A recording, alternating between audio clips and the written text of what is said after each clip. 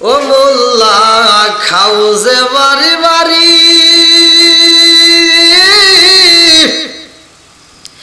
হিন্দু বসের রসগোল্লা খাওয়া, আরে কোন সরাই রই জারি রে, সাদ গায় না পাক নায়া মোল্লা রে। হঠাৎ করে ফতুয়া দেয়, আছে না নাই? হঠাৎ করে ফতুয়া, ওটা করা যাবে না, এটা করা যাবে না, এটা করা যাবে না, ওটা করা যাবে না, মিলাদ করা যাবে না, দরুদ করা যাবে না, নামাজের পরে মোনাজাত করা যাবে না, জানাজার মাঠে যা দোয়া করা যাবে না, আছে না নাই? কথা কন। কিন্তু আর আপন আর এক ভাই সুদ খাই, ওইখানে মাসলা নাই। কথা বল না গিয়া, ওইখানে কোনো কথা নাই। যত মূল্য করে ফিতনা, মোনাজাত করা যাবে না, মিলাদ করা যাবে না, দোয়া করা যাবে না, তারপরে দাওয়াত দিলে ওখানে যাওয়া যাবে না। এই যে ফিতনা সৃষ্টি করে ফেলাইছে, কিন্তু নামাজের কথা নাই, হ্যাঁ রোজার কথা নাই, ওর মুখ দিয়ে সুদের বিরুদ্ধে কথা নাই, ও উইটাই শুধু এই যে কোন আইসা ওয়াজ করে, আছে না নাই? আরে গরুর হয় না খালা ফুফি, গোপন কথা ফাঁস করে দেব, রাজি আছেন নি? হ্যাঁ, গরুর হয় না খালা ফুফি, এই গাভীর হয় না বিয়া,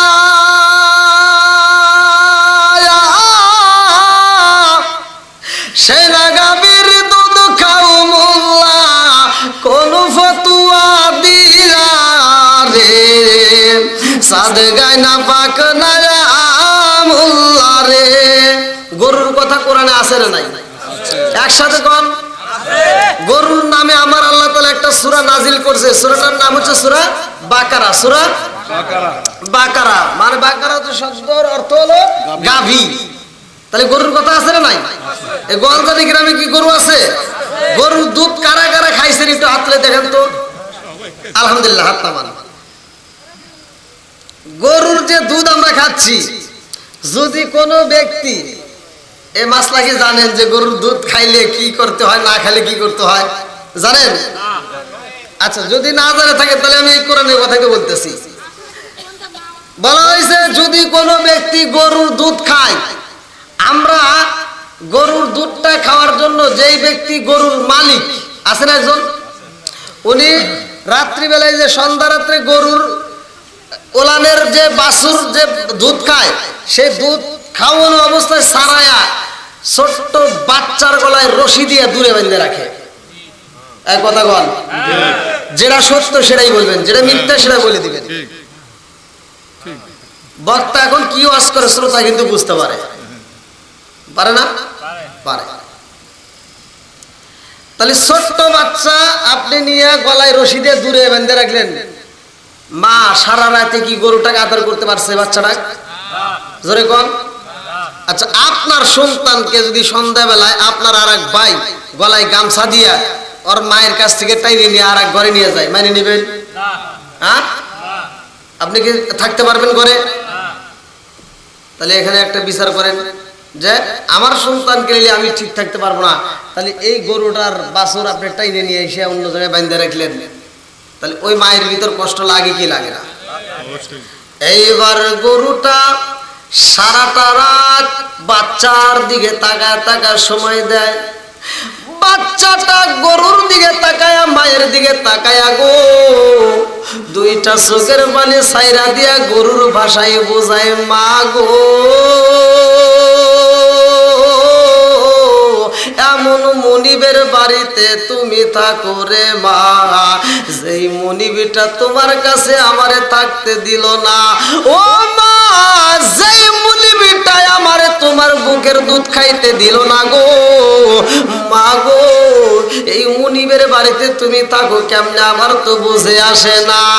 এইবার মা জননী বাচ্চাটার দিকে তাকাইয়া তার বাসা দিয়া বোঝাই, বাবা গো কান্দিস না রে বাবা, চোখের পানি পালাইছে না, আমাদের তো একজন সৃষ্টিকর্তা আছে না নাই? আর একটু জোরে কোন আছে না নাই? আমার সৃষ্টিকর্তা আমার মালিক, আমার আল্লাহ আমাদেরকে সৃষ্টি করছে গো মুনিবদের খেদমত করা। আমার মুনিব আমার কাছ থেকে ছিনে নিয়ে তোরে দূরে বাইন্দা রাখছে, তুই আফসোস করিস না। আমার সকাল বেলা মুনিব ঘরের থেকে বাহির কইরা গো খাওন দিব, তার একটু পরে আবার তোরে আমার কাছে নিয়ে আইসে আমার ভিতর থেকে দুধগুলো তারা বের করে নিয়ে যাইবে। বাবা গো চিন্তা কইরো না, পুরা দুধ কিন্তু আমি দেব না, তোমার জন্য কিছু অংশ আমি রাইখা দেব গোপনে।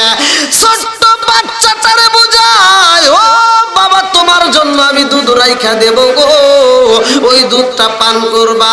সকালবেলা মুনিবে যায়া দুধ এমন ভাবে টাইনা নিছে গো, বাচ্চা যায়া দুধে টান দেয় আর দুধ পায় না, বাচ্চা কান্দে আর গোতায় আর বুঝায়, মা গো তুমি বলছিলা দুধ দেবা, কই দুধ তো নাই, সব দুধ তোরা বের করে নিয়ে গেছে। মা এইবার বাচ্চারে ভালোবাসা দিয়া বুঝাই, বাবা রে কান্দিস না, দুঃখ করিস না, আমাদের ভিতর থেকে দুধটা ওরা বের করে নিছে, ওরা খাবে, ওরা এই দুধটা খায়া যদি আমার আল্লাহর শুকরিয়া আদায় করতে পারে গো, ও বাবা তাইলে আমাদের জীবনটা ধন্য হয়ে যাইবে। আমি তোরে দুধ না দিয়া মুনিবেরে দুধ দিছিলাম, ওরা আমার দুধ খায়া যদি আল্লাহর ইবাদত না করতে পারে, খোদার কসম এক ফোঁটা দুধের দাবি আমি গরু ছাড়বো না। কথা কি বুঝতেছেন? এক ফোঁটা দুধের দাবি ছাড়বে না। তাহলে আমরা যে রিজিক খাইতেছি মনে করতেছেন যে গরু আমি গোয়ালজানি বাজার থেকে কিনে নিয়েছি, আমি গরুর মালিক, এটাই তো মনে করতেছি নাকি? আমি গরুর মালিক, কিন্তু দুধটা আসলো কিভাবে? দিছে কে? জোরে কোন? এটা বানাই কে? সব কিছুর মালিক কে? আরে মোরগ মুরগির ফরজ গোসল হয় না রে জীবনে,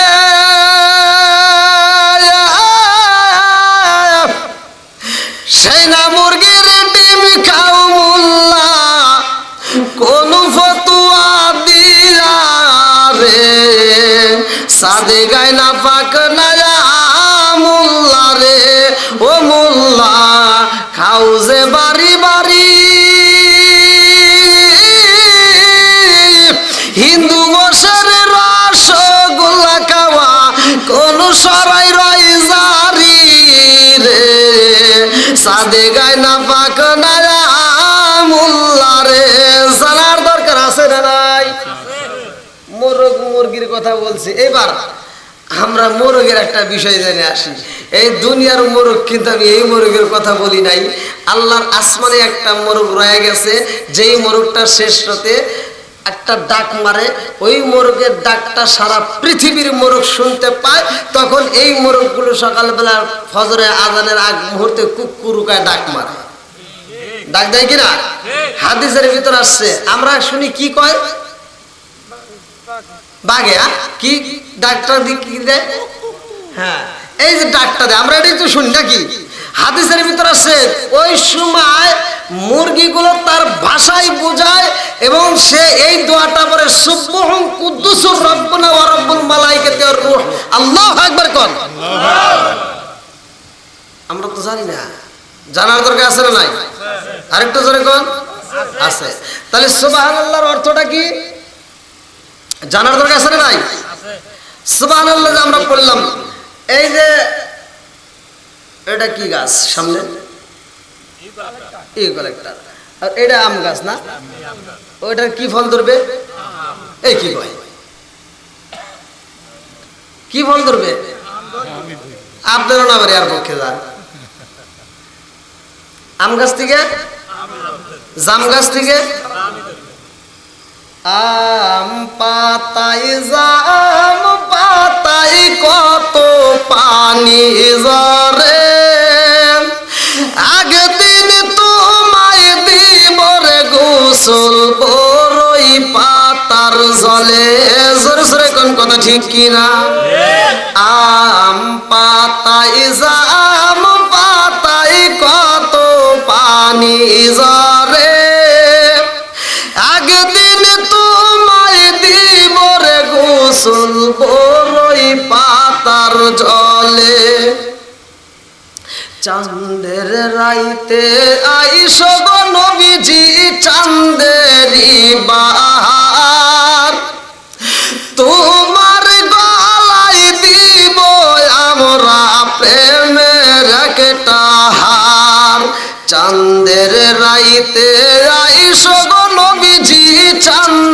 প্রেমেরই বার, তোমার গলায় দিব আমরা প্রেমের একটা হার। চিৎকার মেরে কন্যা আল্লাহু আকবার।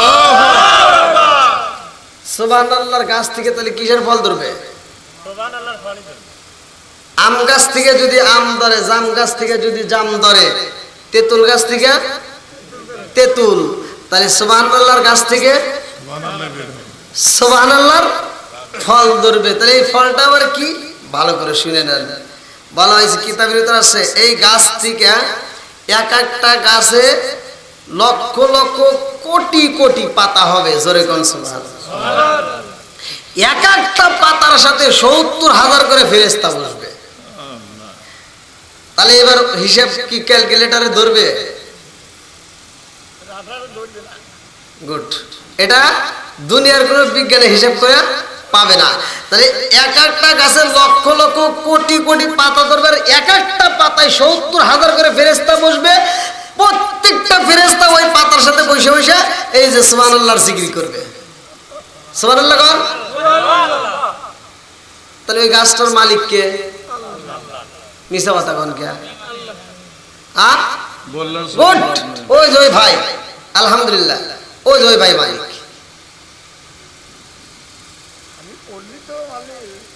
হ্যাঁ করছে তো, না পড়ে তো কয় নাই। আপনি পড়েন নাই ভাই? আলহামদুলিল্লাহ পড়ছে। আচ্ছা জান্নাতটা কার? আমার বাপ দাদার। জান্নাত বাপ দাদার সম্পত্তি না। জান্নাতটা আগে বুঝতে হবে, কিন্তু ওয়াজ না বুঝলে কিন্তু ভেজাল লাগবে। কারণ জান্নাতের ভিতর সর্বপ্রথম কে ছিল? আদম আলাইহিস সালাম। আদম আলাইহিস সালাম আমাদের কি হয়? হ্যাঁ আদি পিতা আদম নবী, নাকি? জাতির পিতা ইব্রাহিম। আচ্ছা তাহলে আদম নবী আমাদের বাপ হয়, কি হয়? বাপ হয়। এখন এই আদম নবীরে বাপ বলে স্বীকার করছে, এরকম কি মানে অনেকেই কিন্তু মানে না বা অনেকে জানেও না। আবার যদিও শুনছে কিন্তু নিজে পড়ে না, এরকম আছে না? কিন্তু আরেকটা বাপকে ঠিকই ডাকে। দেখবেন রাত 12টার পরে কিছু যুবক ভাইরা, ওরা রাত্রে 12টার সময় দোকানে যায় চাচারে ডাক দেয়, চাচা বাবা আছে, বাবা আছে। এরকম আছে না নাই? আচ্ছা এটা কি খাওয়া যাবে? জোরে কম। মানে ওয়াজের পয়েন্টে যদি একটা কথা আসে, সেই কথাটা না দিলে তো আমরা জানতে পারবো না। শুধু একেবারে টাইমে একেবারে ওয়াজ করে গেলাম, বুঝাইতে পারলাম না, সে ওয়াজ দিয়ে কোনো লাভ নাই। বুঝতে হবে একটা কথা, আমার রসুল 3 বার পর্যন্ত বলতো যদি মুসল্লি না বুঝতো। তাহলে এবার শোনেন, আমরা এখানে যারা আসছি, 1 নম্বরে আমরা শিক্ষা নেব। কি নেব? শিক্ষা নেব। এই যে একটা কথা এই মুহূর্তে আসলো, বাবা যারা যে সমস্ত যুবক ভাই, শুধু যুবক যুবতীরা নয়, মুরব্বীরা পর্যন্ত খায়, আছে না নাই? যুবক যুবতী। তাহলে এই যে সব কিসিমের লোকজনগুলি এই নেশার সাথে যারা জড়িত, অধিকাংশ লোক বলে যে হুজুর টেনশন মুক্ত করার জন্য আমরা এগুলো খাই।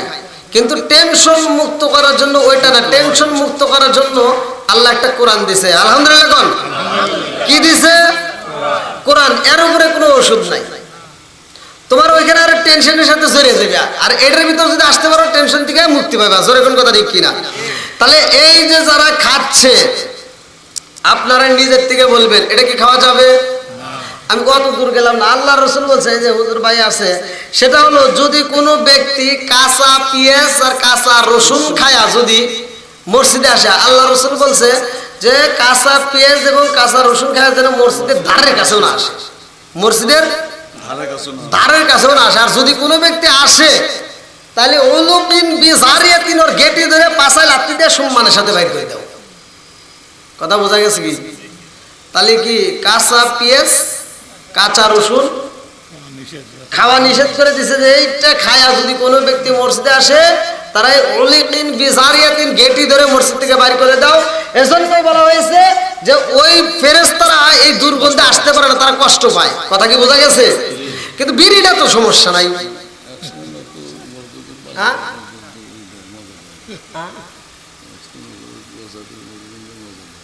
হ্যাঁ, বিড়ি বিড়ি কি সমস্যা আছে? এলাকায় কি মানুষ বিড়ি চলে? এলাকার দোকানে না, বেশি চলে না, মাঝে মাঝে চলে না। বিড়ি কি খাওয়া যাবে? বাপ রাগ করেন না, আমি কিন্তু একদিনের জন্য আসছি, একটু কথাগুলো বলে যায় নাকি গল। আপনি পরবর্তীতে খান, এটা আপনার ব্যাপার, কিন্তু এখন আমি বলে যাচ্ছি, এটা ভালোর জন্য বলতেছি।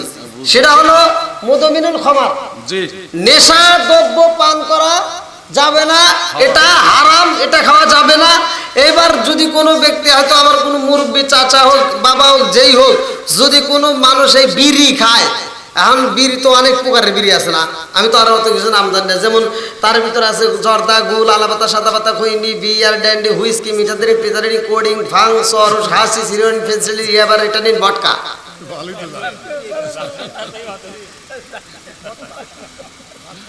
হ্যাঁ, তারপরে আছে আবুল বিড়ি, কেটু বিড়ি, ব্যানসন, নাসরিগোল, স্টার, কেটু, বেটু, আরো যত যা আছে নাকি বল।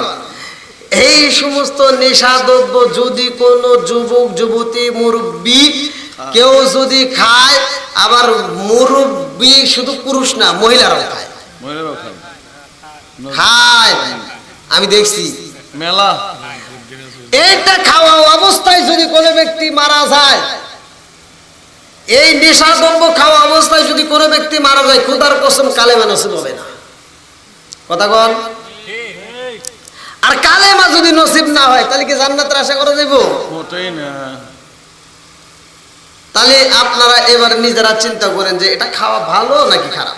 আচ্ছা, আপনারাই বলেন তো, আপনারা যারা খান, মানে এখন হয়তো এমন প্রচুর মাহফিলে, আমি এইভাবে কথাগুলো বলার কারণে অনেক মাহফিল থেকে আল্লাহর রহমতে অনেক মানুষ এই নেশাদ্রব্য ছাইরে দিয়া আমার ভক্ত হয়ে গেছে, এবং ইউটিউবে আমার ওয়াজ শুনে আমাকে কমেন্ট করে, প্লাস আমাকে ফোন দেয়, অনেক মানুষ আছে। আবার ওই এলাকার ভিতর দ্বিতীয় মাহফিল হলে ওই পাগলগুলো আগে এসে হাজির হয়ে যায়, হুজুর আপনার ওয়াজ শোনার পর এই যে দাঁড়িয়ে রাখছি, হুজুর আপনার ওয়াজ শোনার পর এই যে ছাইরে দিছে, আজ জীবনে খাই দেয়। হ্যাঁ, আবার দেখা যায় পাশে যদি কেউ একটা পান খায়, কয় দশ বিড়িতে খাস, তাহলে একটা পান খা, ওটাও খাই দেয়। তাহলে এটা ভালো না খারাপ? যে ছাড়িয়ে দিছে সে ভালো। তবে আমি আপনাদেরকে বলি, এই সমস্ত নেশাদ্রব্য যদি কোনো ব্যক্তি করে, এটা খারাপ কাজ নাকি ভালো কাজ? যে মেয়েরা ভালো, যে মেয়েরা ভালো, যে মেয়েরা ভালো, হ্যাঁ, এরকম মেয়েদের স্বামী যদি এই বিড়ি সিগারেট খায়, ঘরে ঢোকে, ওই মেয়েরা টের পায়, তখন চাপ দেয়, এগুলি খায় সরো। তখন ওরা কি করে, বাজার থেকে যাওয়ার সময় চকলেট কিনে খাইতে খাইতে যায়, মানে মুখের ওই দুর্গন্ধটা যেন না থাকে। কথা বুঝতেছেন? তাহলে এই যে একটা, মানে অনেক মহিলারা ভালো আছে, তারা স্বামীকে একটু প্রেশার দেয় যে এইগুলো খাইও না, এটা খাওয়া যাবে না। তা আলহামদুলিল্লাহ, ও মা বোনেরা, আল্লাহ তাআলা তাদেরকে কবুল করুক, তাদের মনে আশা পূরণ করুক, সবাই করে আমিন। আর এই যারা খাচ্ছেন, আপনারাই বলতেছেন এটা খাওয়া ভালো না, এটা কি খাওয়া ভালো? একসাথে বলেন, ভালো না। তো এটা যারা খায়, আমার মনে হয়, মানে আমার যতটুকু ধারণা, ওরা কোন কিসেমের লোক আমার বুঝে আসে না। বাথরুমে গেছি আমি, বাথরুমে যা দিই বিড়ির মোতা, এর কারণ কি কনছে ভাই? এই মহিলারা কি বাড়ির ভিতর থেকে জার দিয়ে কি বাথরুমের ভিতর ফালায়? এবার কথা বল নাকি আপনারা? এইবার এখন এটা নিয়ে আমি চিন্তা ভাবনা করলাম, কথা বললাম, কত কোথায় আলাপ আলোচনা করলাম। এখন কিছু লোক কইতেছে, হুজুর এই বিষয়ে আপনার জ্ঞান নাই। করলাম কে?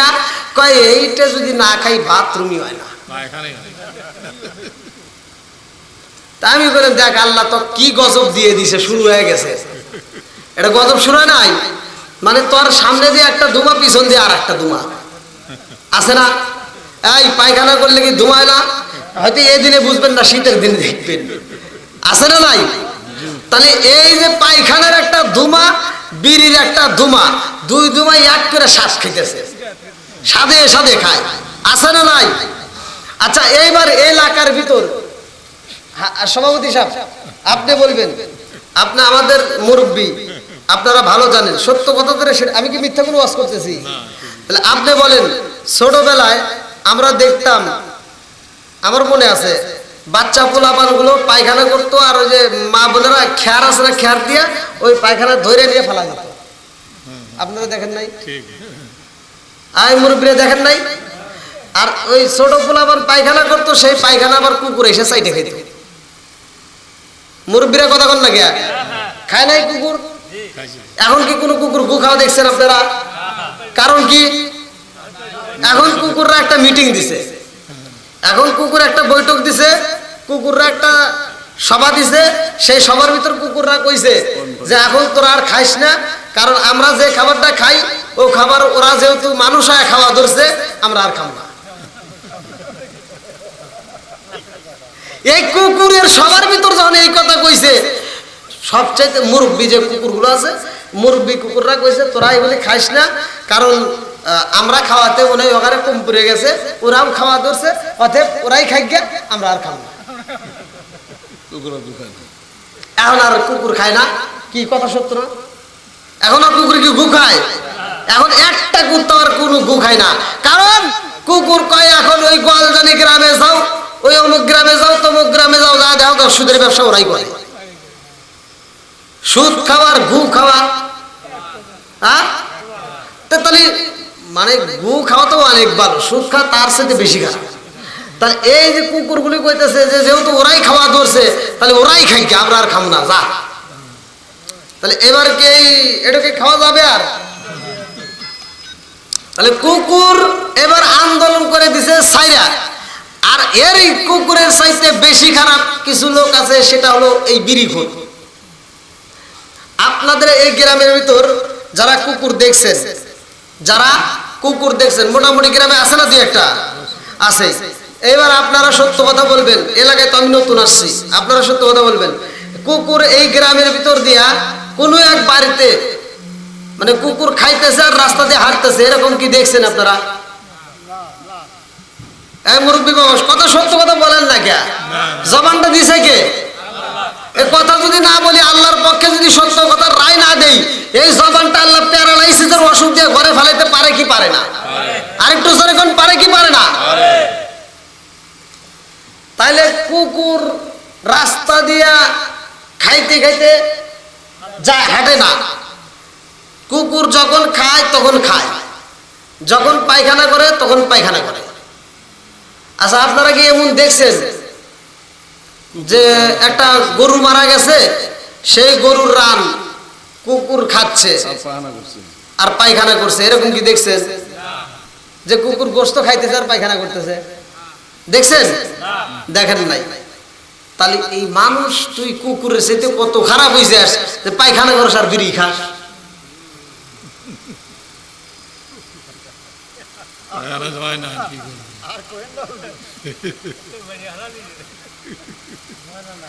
কি বাবা রাগ করতেছেন আপনারা? এটা কি আমি ভালো কথা বলি নাই? নামাজের রস কি আপনারা মসজিদে শোনেন নাই? রোজার রস শোনেন নাই? এগুলো সবাই আমরা কম বেশি জানি নাকি? কিন্তু একটু ঘরের রসও দরকার। মানে আমাদের যেটা দরকার সেটা হলো আমাদের এই যে বডিটা যা আছে, এই বডিটার চিকিৎসা আমরা কম বেশি সকলেই করি, কিন্তু বেজালে না পড়লে কিন্তু করি না। ছোটখাটো অসুখ হলে কিন্তু ডাক্তারের কাছে যাই না। যখন দেখি রুহ চলে না, বডি শেষ, ড্যামেজ হয়ে যাইতেছে, প্যারাসিটামলে কাজ হয় না, এই যে চাষে হয়েছে ঠিক, তখন সে আমরা ডাক্তার দেখাই। যেরকম কথা ঠিক কিনা? তার আগে কিন্তু আমরা চাইতে চাই না। কিন্তু আমাদের এই দেহটা, এই পাঁচ পাতিটা বানাইছে কিরা? জোরে কোন? আপনি গোয়ালজানি বাজার থেকে আপনি যে মাছ কেনেন, বেজাল আছে না নাই? ফরমালিন দেওয়া। জোরে কোন? কি দেওয়া? শাক কিনে খান, তার ভিতর বেজাল আছে না নাই? কি দিছে? বিষ। কি দিছে? জোরে কোন? তাহলে এই যে বিষাক্ত খাবার গুলো আমরা খাইতেছি, এই বিষাক্ত খাবার খাওয়ার পরে মানে ঠাস করে পড়ে মরার কথা। কতক্ষণ? ঠাস করে পড়ে মরার কথা, কিন্তু মরি না কে? মরি না কে? কারণ আছে না নাই?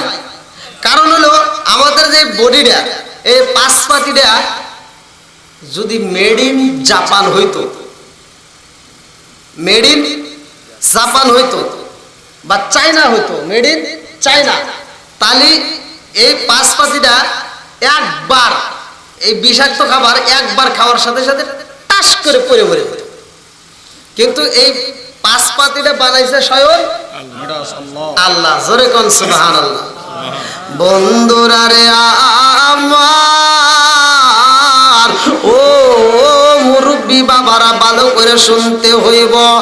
আমার আল্লাহ দুনিয়াটা সাজাইছে রে বন্ধু, আমার আল্লাহ জান্নাত বানাইছে, জাহান্নামটা বানাইছে। জান্নাতের মালিক কে?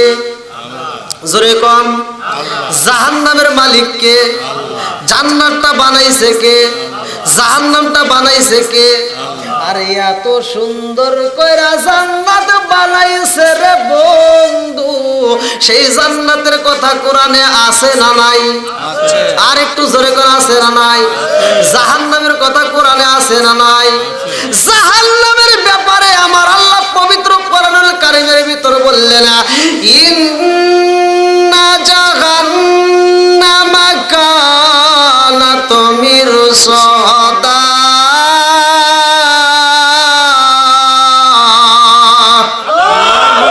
ঘোষণাকার আল্লাহ বলতেছে, নিশ্চয় জাহান্নামে একটা গোপন ফাঁদ। কি ফাঁদ? জোরে কোন। গোপন ফাঁদ। গোপন ফাঁদ তো আবার বোঝেন, এই যে আমরা ছোটবেলায় ওই যে দেখতাম ফান বানাইয়া বক মারতাম, ওই যে সুতা কুমা বানাইয়া সাইরে দিয়ে আসতাম, এবার বগরের ভিতর দিয়ে হাইটে হাইটে হাইটে হাইটে সুতাটার ভিতর পেয়েছে আটকে দিত, তাই না? এটা কি গোপন ফাঁদ। কি ফাঁদ? আবার এই যে বড়শি দিয়ে আমরা মাছ মারি, মাছ যদি বুঝতো যে ওইটা খাইলে আমি আটকে যাবো, তাহলে কি খাবে? তাহলে কিন্তু আর খাইতো না। কিন্তু মাছ তো জানে না, আমরা এটা কি গোপনীয় ভাবে ফান বানা দিছি, মাছ খাইতেছে না জানে আটকে যেতেছে, তুলে নিয়ে আসলাম। ঠিক জাহান্নাম হলো, আল্লাহ তাআলা নিজেই বলছে, ইন্না জাহান্নামা কানাত মিরসাদা। জাহান্নাম একটা গোপন ফাঁদ। কি ফাঁদ? জোরে কোন। গোপন ফাঁদ। এই জাহান্নামটা আল্লাহ সৃষ্টি করছে, আবার জান্নাতটাও আল্লাহ সৃষ্টি করছে। আল্লাহ সৃষ্টি করার পরে আল্লাহ জিবরাইলকে বলল, তুমি যাও জান্নাত দেখে আসো, জাহান্নামটা দেখে আসো। আল্লাহু আকবার কোন। জান্নাতে যায়া জিবরাইল আর বের হয় না, খালি দেখে আর দেখে আর মজা নেয়। আল্লাহু আকবার কোন। আল্লাহ কয়, জিবরাইল, ও জিবরাইল, জান্নাতের ভিতরে ঢুকে তুমি মজা নাও, বের হও না, কারণটা কি? জিবরাইল কয়, আল্লাহি আল্লাহি আল্লাহি, আল্লাহ তোমার কসম, আল্লাহ তোমার কসম, পৃথিবীর সব মানুষ জান্নাতে যাবে। জোরে জোরে কন্যা সুবহানাল্লাহ। হায় রে প্রেমের নবী শুইরা আছে গো আল্লাহ মদিনার শহরে, নবী গো একবার দেখা দিবাইনি আমারে, নবী গো একবার দেখা দিবাইনি আমারে। আল্লাহু আকবার। এইবার জান্নাতটা বানাইছে আল্লাহ। তাহলে জিবরাইল যা দেখতেছি, এত নাচ নিয়ামত, এত খাবার, এত মজার জিনিস কিতাবের ভিতরে আসছে। আশরাফ আলী থানভীর লেখা কিতাব, কিতাবের নাম হচ্ছে বাবে জান্নাত। আশরাফ আলী থানভীর লেখা কিতাব, কিতাবের নাম হচ্ছে বাবে জান্নাত। এই কিতাবের ভিতরে উল্লেখ করা হয় যে ওই জান্নাতের ভিতর এত ফল, এক একটা আঙ্গুর আমার আপনার হাতের 3.5 হাত করে লম্বা হবে, এক একটা আপেল 12 মণ করে ওজন হবে, এত নাজ নিয়ামত। এইবার আল্লাহ কয়, তুমি দেখে কি পাইলা? কয়, আল্লাহ তোমার কসম, পৃথিবীর সব মানুষ জান্নাতে যাবে। আল্লাহ কয়, জান্নাত দেখে এত মজা পাইলে, এবার একটু জাহান্নামে যাও। যাও, বুখারীর হাদিস। আমি যে হাদিসটা পড়তেছি এটা বুখারীর হাদিস, সহিহ হাদিস। এইবার জাহান্নামের ভিতর যায় দেখে এই পাশের আগুনগুলো এই পাশের আগুনকে এরকম ভাবে খাইতেছে, আবার এই পাশের আগুন এই পাশের আগুনকে এরকম ভাবে খাইতেছে। এই দৃশ্য দেখা পিছন থেকে এক দৌড় দিয়া কয়, আল্লাহি তাআলা আল্লাহি তাআলা আল্লাহি তাআলা, আল্লাহ তোমার জালালিয়াতের কসম, পৃথিবীর একটা মানুষও জাহান্নামে যাবে না। সুবহানাল্লাহ কইবেন না? খুশি না বেজার? ওই চাচা মুখ নড়াই নাই। রাগ করছেন? চাচা চিন্তা করতেছে এ কি ওয়াজ করে, পৃথিবীর সব মানুষ জান্নাতে যাবে, যে পাপ করছি তাই কি সম্ভব? গোয়ালদানের কি সব মানুষ জান্নাতে যাবে? জিবরাইল তো সাক্ষী দিতেছে, এটা হাদিসের ভিতরে ক্লিয়ার ভাবে লেখা। জিবরাইল জান্নাত পরিদর্শন করছে, জাহান্নাম পরিদর্শন করছে। জান্নাত পরিদর্শন করে বলছে পৃথিবীর সব মানুষ জান্নাতি, আর জাহান্নাম পরিদর্শন করে বলছে পৃথিবীর সব মানুষ জান্নাতে যাবে, একজনও জাহান্নামে যাবে না। তাহলে খুশি না বেজার? কথা বল না কে? নাকি এরকম শুনছেন আপনারা? তাহলে তো খুশি হওয়ার কথা। এত নাচ নিয়ামত, এবার আল্লাহ কইতেছে ভিতরে দেখে বললা সবাই জান্নাতি, জাহান্নামের ভিতর দেখে বললা একজনও জাহান্নামে যাবে না, কিন্তু জান্নাতের একটা বাউন্ডারি আছে না ভাই? কথা বল, জাহান্নামের একটা বাউন্ডারি আছে না নাই? এবার জান্নাতের বাউন্ডারি জিবরাইল যা ভ্রমণ করতেছে, জান্নাতের বাউন্ডারি দেখে তখন বলতেছে আল্লাহি তাআলা, আল্লাহি তাআলা, আল্লাহি তাআলা, আল্লাহ তোমার জালালিয়াতের কসম, পৃথিবীর একটা মানুষও জান্নাতে যেতে পারবে না। আমার ঘরে জ্বালা, বাইরে জ্বালা, জ্বালা রাইতে দিনে, একমাত্র নবীর প্রেমের কারণে চিৎকার মেরে কন্যায় আল্লাহু আকবার। ভিতরে দেখে বলছে একটা, বাইরে দেখে বলতেছে আর একটা। ভিতরে দেখছে একটা, আপনারা মনে হয় আমার কথা বুঝতেছেন না। জান্নাতের ভিতরে প্রবেশ করে ভ্রমণ করে বলতেছে সবাই জান্নাতে যাবে, আর জান্নাতের বাউন্ডারি এরিয়া দেখে বলতেছে একটা মানুষও জান্নাতে যেতে পারবে না। কাহিনী আছে না নাই? জোরে কোন আছে? কিতাবের ভিতর আছে, এই কথা উল্লেখ করা আছে হাদিসের ভিতর। হাজারে একজন যাবে জান্নাতে, বাকি 999 জন যাবে জাহান্নামে। কোনে থাকো? এই গ্রামে কি এই যে আজকে যারা মাহফিলে আসছেন, এই লোকই শেষ না আরো লোক আছে? এর চেয়ে কম আছে না বেশি আছে? কমগুলি কোথায় যাবে? আপনারা সংখ্যা বোঝেন নাই। হাজারে একজন যাবে জান্নাতে, বাকি 999 জন যাবে জাহান্নামে। কমগুলি জান্নাতে যাবে নাকি জাহান্নামে যাবে? আর বেশিগুলো জাহান্নামে যাবে। এটাই সহিহ হাদিস। এবার কারা যাবে জান্নাতে আর কারা যাবে জাহান্নামে?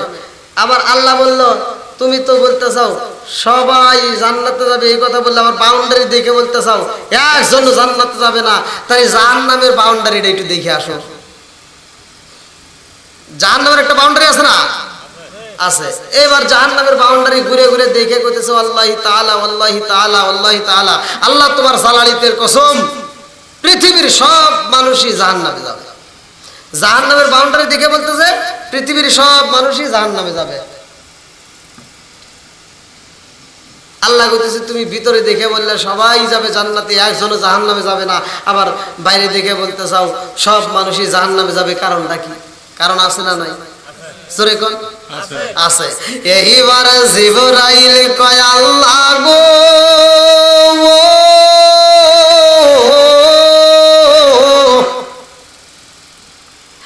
জান্নাতের ভিতরে দেখলাম এত নাজ নিয়ামত রে আল্লাহ, এই নিয়ামতের কথা যদি গোয়ালজানির মানুষ জানে গো,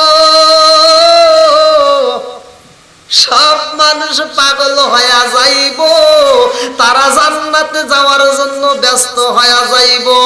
আল্লাহ ভিতরে যে নাজ নিয়ামতে আছে গো, এইটা যদি পৃথিবীর মানুষ জানতে পারে সবাই জান্নাতে যাওয়ার জন্য পাগল হয়ে যাবে। জোরে জোরে কন্যা সুবহানাল্লাহ। কিন্তু এই জান্নাতের চারপাশে যেই বেড়াটা তুমি দিছো গো, এই বেড়া দেখা পাইলাম পৃথিবীর মানুষ এই বেড়া টপকায়া জান্নাতে যাইতে পারবে না।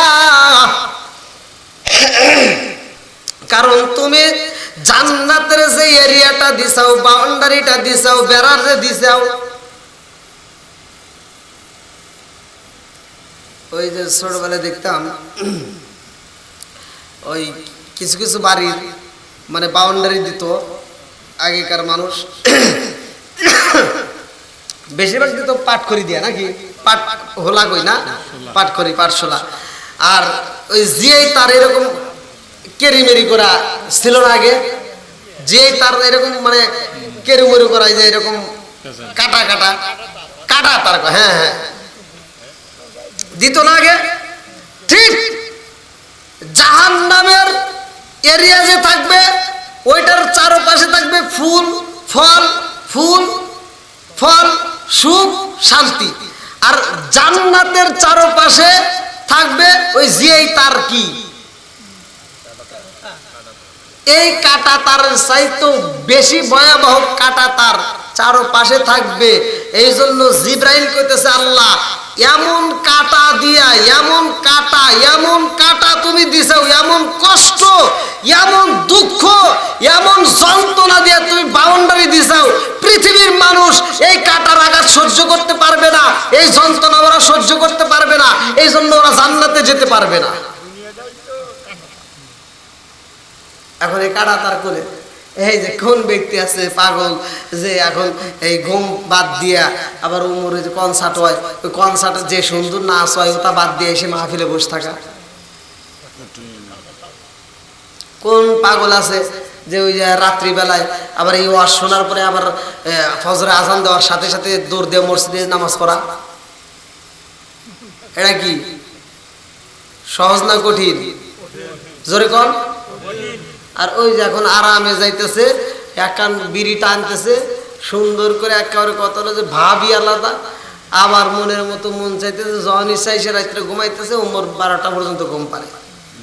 আছে না নাই? সুখে তুমি দিন কাটাইতে চাও, ওই যে জান্নাতের চারপাশে দুঃখ যন্ত্রণা এই যে এরা সহ্য করতেছে। জান্নাতে আমরা যাবো না বিড়ি ঘররা যাবে? কথা কন না কে? আমাদের জন্যই তো জান্নাতটা আল্লাহ তাআলা সাজাইছে। জান্নাত কিন্তু আমাদের জন্য আল্লাহ রিজার্ভ করে রাখছে। জোরে কোন সুবহানাল্লাহ। বন্ধুরা রে আমার, ও মুরব্বি বাবাজিরা, ভালো করে শুনতে হইবে। এই দুনিয়ার বুকে আমার আল্লাহ তাআলা পাঠাইয়া দিছে গো একটা মাত্র উদ্দেশ্য, একটা মাত্র কারণ আছে না নাই? সেই কারণটা আবার কি? আমার আল্লাহ তাআলা পবিত্র কোরআনুল কারীমের ভিতর সূরা জারিয়াত আয়াত নম্বর 56 আমার আল্লাহ তাআলা বললেন, আল্লাহু আকবার ওয়ালিল্লাহিল হামদু বিসমিল্লাহির রহমানির রহিম।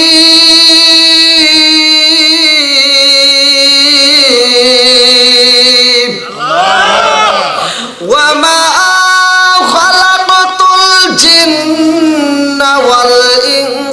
ইল্লা লিয়াবুদুন।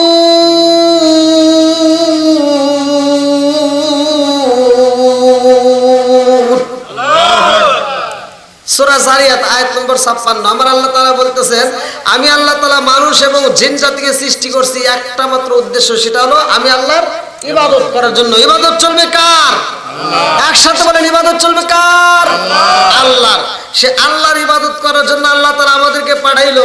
আর আজকে আমরা আল্লাহর ইবাদত ছাইড়া দিয়া আমরা দুনিয়া নিয়ে ব্যস্ত হইলাম, তাহলে এটা থেকে আল্লাহ খুশি হবে না বেজার হবে? তাহলে আল্লাহ আমাদেরকে বানাইলো কি উদ্দেশ্যে আমরা জানলাম না, পড়লাম না, শিখলাম না। আবার কিছু লোক আছে ওরা কয় যে আমরা জানি না, আমরা ভুল করছি, আল্লাহ আমাদেরকে মাফ করবো। হুজুররা যে যাই না ভুল করে, এটা কি করবো? আছে না নাই? কথা কন। আবার কিছু লোক কয় যে অমুক জানে, হাজি মানুষ, হে যাই না ভুল করলো, তাহলে না জেনে ভুল করলে একটা গুনাহ, আর যাই না ভুল করলে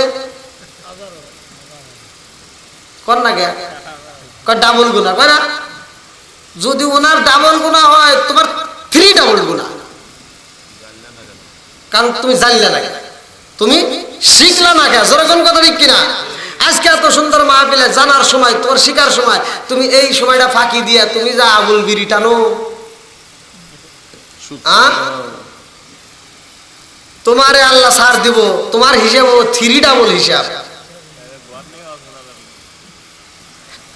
এইবার ভালো করে শুনবা, আল্লাহ তাআলা আমাদেরকে সৃষ্টি করলো তার ইবাদত করার জন্য। আমাদের ভিতরে দিল আল্লাহ একটা প্রাণ, রুহু নামক একটা পাখি। সে পাখি আমার আপনার ভিতরে আছে না নাই? তাহলে আমাদের ছোটখাটো অসুখ হলে আমরা সহজে ডাক্তারের কাছে যাই না, বড় ধরনের অসুখ হলে আমরা ডাক্তারের কাছে যাই। ডাক্তার যেই নিয়ম বলে দেয় সেই নিয়মে ওষুধ খাই, ডাক্তার যেই খাবার খাইতে বলে সেই খাবার খাই, ডাক্তার যেইভাবে শুইতে বলে সেইভাবে শুই, ডাক্তার যেইভাবে ঘুমাইতে বলে সেইভাবে ঘুমাই। যেরকম কথা ঠিক কিনা? কিন্তু এই দেহটার এত যত্ন নিলাম, সাবান লোশন দিয়ে দেহ পরিষ্কার করা যায়, কিন্তু মন পরিষ্কার করা যায় না। যায়? ওরে আমি কাঁচা তুমি পাখি, থাকো আমার ভিতর। ওরে আমি কাঁচা তুমি পাখি, থাকো আমার ভিতর। হঠাৎ করে ওই রাজাই বানা দিয়া খবর, হঠাৎ করে ওই রাজাই বানা দিয়া খবর। ওয়াসিনপুর ঠিকানা তোমার, যাইবা ওয়াসিনপুরে। সৈন্য খাঁচা পইরা রইব গোয়াল জানি গ্রামে। ওরে আমি মিশে কানে যতন কইরা সাজাইলাম বাসর, আমি মিশে কানে যতন কইরা সাজাইলাম বাসর। হঠাৎ করে ওই রাজাই বানা দিয়া খবর। জোরে জোরে কোন কথা ঠিক কিনা? এ গোয়াল জানি বাসীরা, আমাদের ভিতরে আল্লাহ একটা রূহ দিছে। এই রূহটা যেদিন বের হয়ে যাইবে, এই বডির কোনো মূল্য থাকবে না গো, এই বডির কোনো দাম নাই। জোরে জোরে কোন কথা ঠিক কিনা? এ বন্ধুরা, এই রূহটা বের হওয়ার আগে আমাদের আসল কাজ করতে হইবে। আল্লাহ আমাদেরকে 2টা রাস্তা দিছে, একটা হলো জান্নাতের রাস্তা আর একটা হলো জাহান্নামের রাস্তা। বান্দা তোমার কাছে কোনটা ভালো লাগবে? তুমি জান্নাতের রাস্তায় যাইবা নাকি তুমি জাহান্নামের রাস্তায় যাইবা?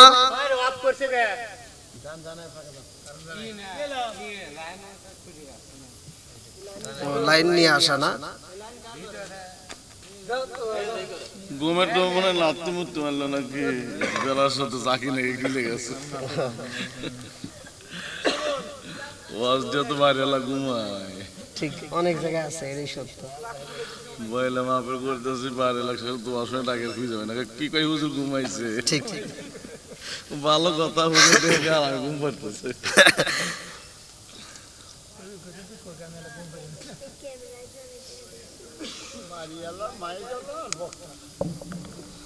আল্লাহু আকবার কর।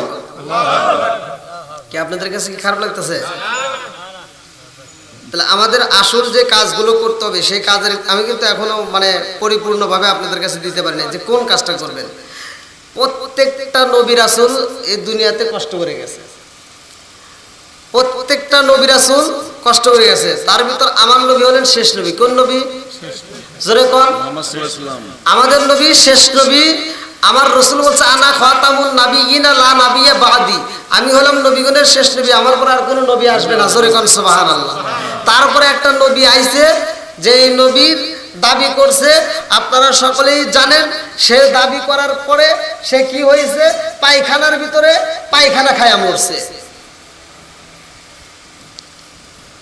যারা কাদিয়ানি, আমি কিন্তু আসলে আপনারা সকলেই হয়তো জানছেন যে এই যে ফিতনা শুরু হয়ে গেছে, আর একজন সে নিজেকে ঈসা বলে দাবি করছে।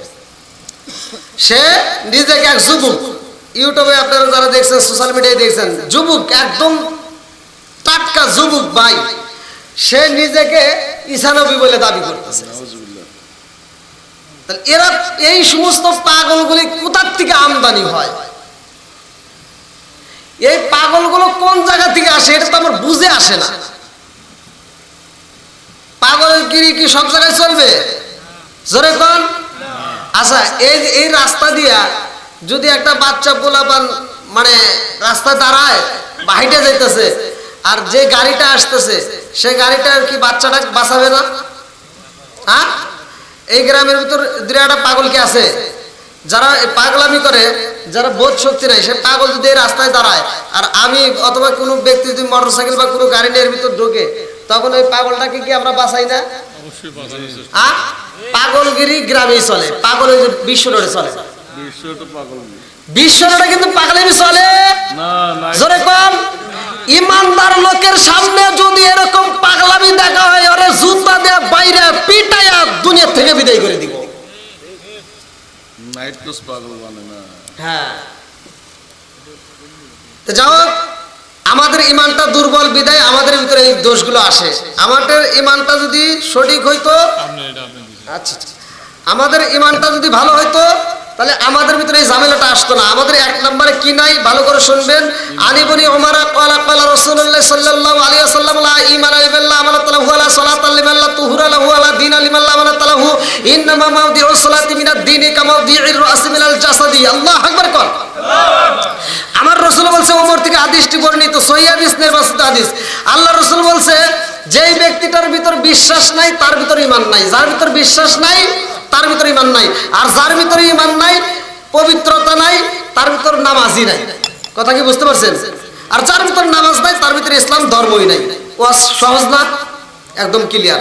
যাক, আমার আপনার নবী, বিশ্ব নবী, দয়াল নবী, মায়ের নবী, তিনি যখন এই দাওয়াতটা দিলেন, ইসলামের কথা বললেন, আমাদের কথাও তো অনেকের কাছে তিতে লাগে, লাগে কি লাগে না? জোরে কোন লাগে। আমার নবী যখন এটা বলছে, তার আগ মুহূর্তে কিন্তু সবার কাছে প্রিয় ছিল। 40 বছর বয়সে যখন আমার নবী নবুয়ত প্রাপ্ত হয়, তখন সে আমার নবী শত্রুতার সৃষ্টি হয়। আর আমার নবী বলছে, আমার শত্রুতা যারা করছে তাতে আমার অতটা কষ্ট লাগে নাই, যতটা কষ্ট লাগছে আমার আপন জনেরা যখন করছে। আমার নবীর আপন জনেরা যখন শত্রুতা করছে, আমার নবী বলছে যে দূরবর্তী লোক যদি আমার কষ্ট দেয় তাতে আমার অত কষ্ট লাগে নাই, কিন্তু আমার আপন জনেরা যখন দিত, কষ্ট দিত, তখন আমার বেশি কষ্ট লাগতো। তা আমার নবী যখন আপন জনের ভিতরে যা দিত, তখন এই আপন জন, আমরা আজকে মুসলমান আপন, জোরে কোন কথা ঠিক কিনা? আল মুসলিম আখুল মুসলিম, আমরা মুসলমান ভাই ভাই, অথচ আমাদের মুসলমানের ভিতরে কোনো মিলই নাই। কথা বল, আজকে মুসলমানের সাথে সম্পর্ক না রাখে হিন্দুর সাথে,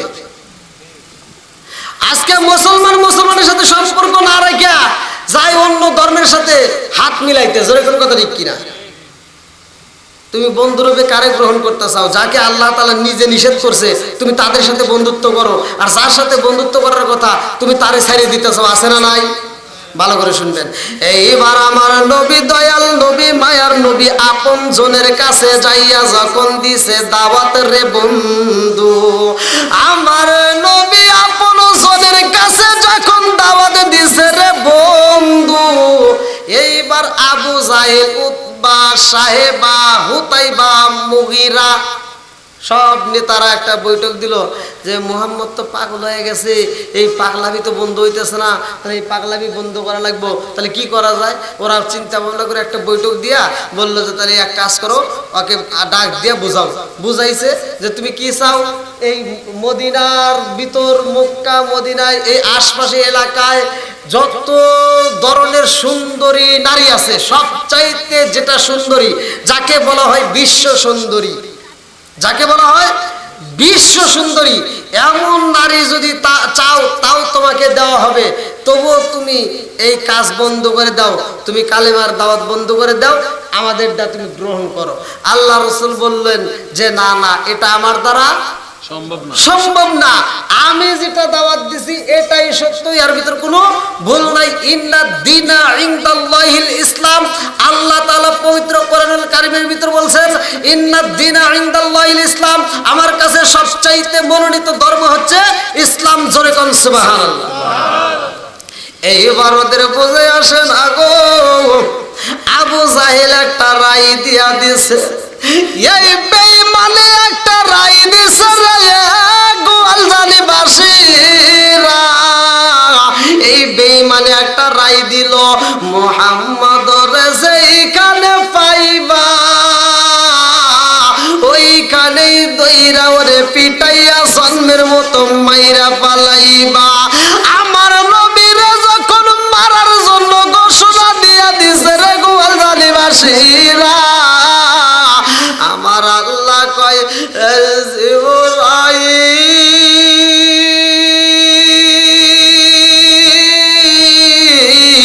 ও জিবরাইল আর দেরি কইরো না। আমার বন্ধু নবীরে মারার জন্য ওরা একটা ষড়যন্ত্র, একটা ফান তৈরি করে পালাইছে। ওই জমিনের মধ্যে আমার বন্ধু নবীরে মারার জন্য একটা ষড়যন্ত্র করেছে। ও জিবরাইল, আমার নবীরে এই মুহূর্তে ওই জায়গা ত্যাগ করতে বলো। ওই জায়গা থেকে আমার নবী যাবে তার ফুফি বাড়ি, আমার নবী তার ফুফি বাড়ি কালেমার দাওয়াত দিতে বলবা। চিৎকার মেরে কন্যায় আল্লাহু আকবার। জিবরাইল আয়েশা কয় আসসালামু আলাইকা ইয়া রাসূলুল্লাহ। নবী গো,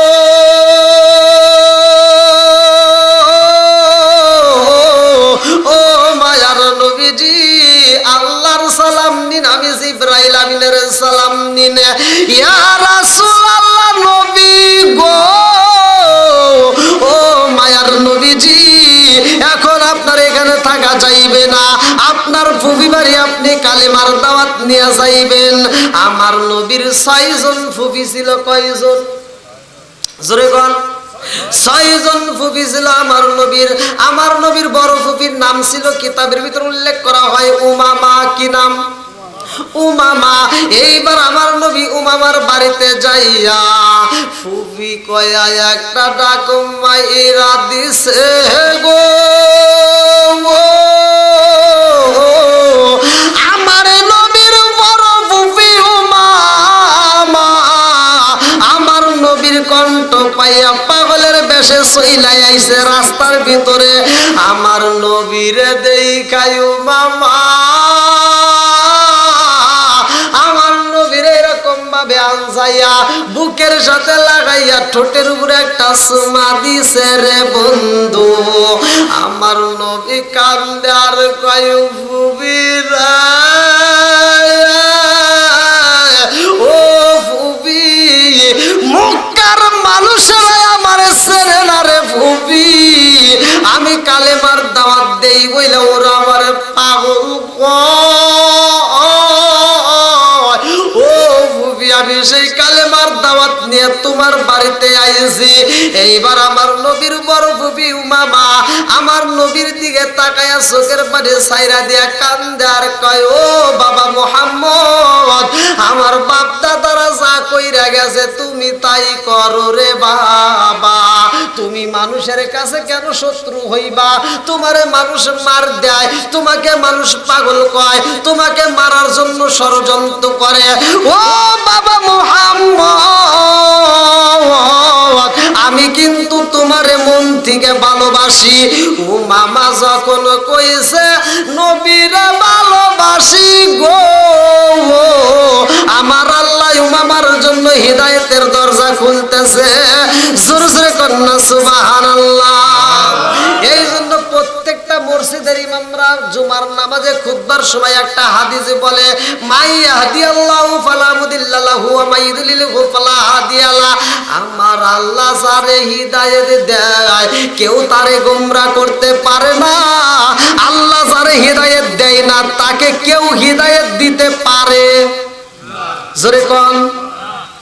ও মামা যখন বলেছে নবীরে ভালোবাসার কথা গো, ও মামার জন্য আমার আল্লাহ হিদায়াতের দরজা খুলতেছে রে বন্ধু।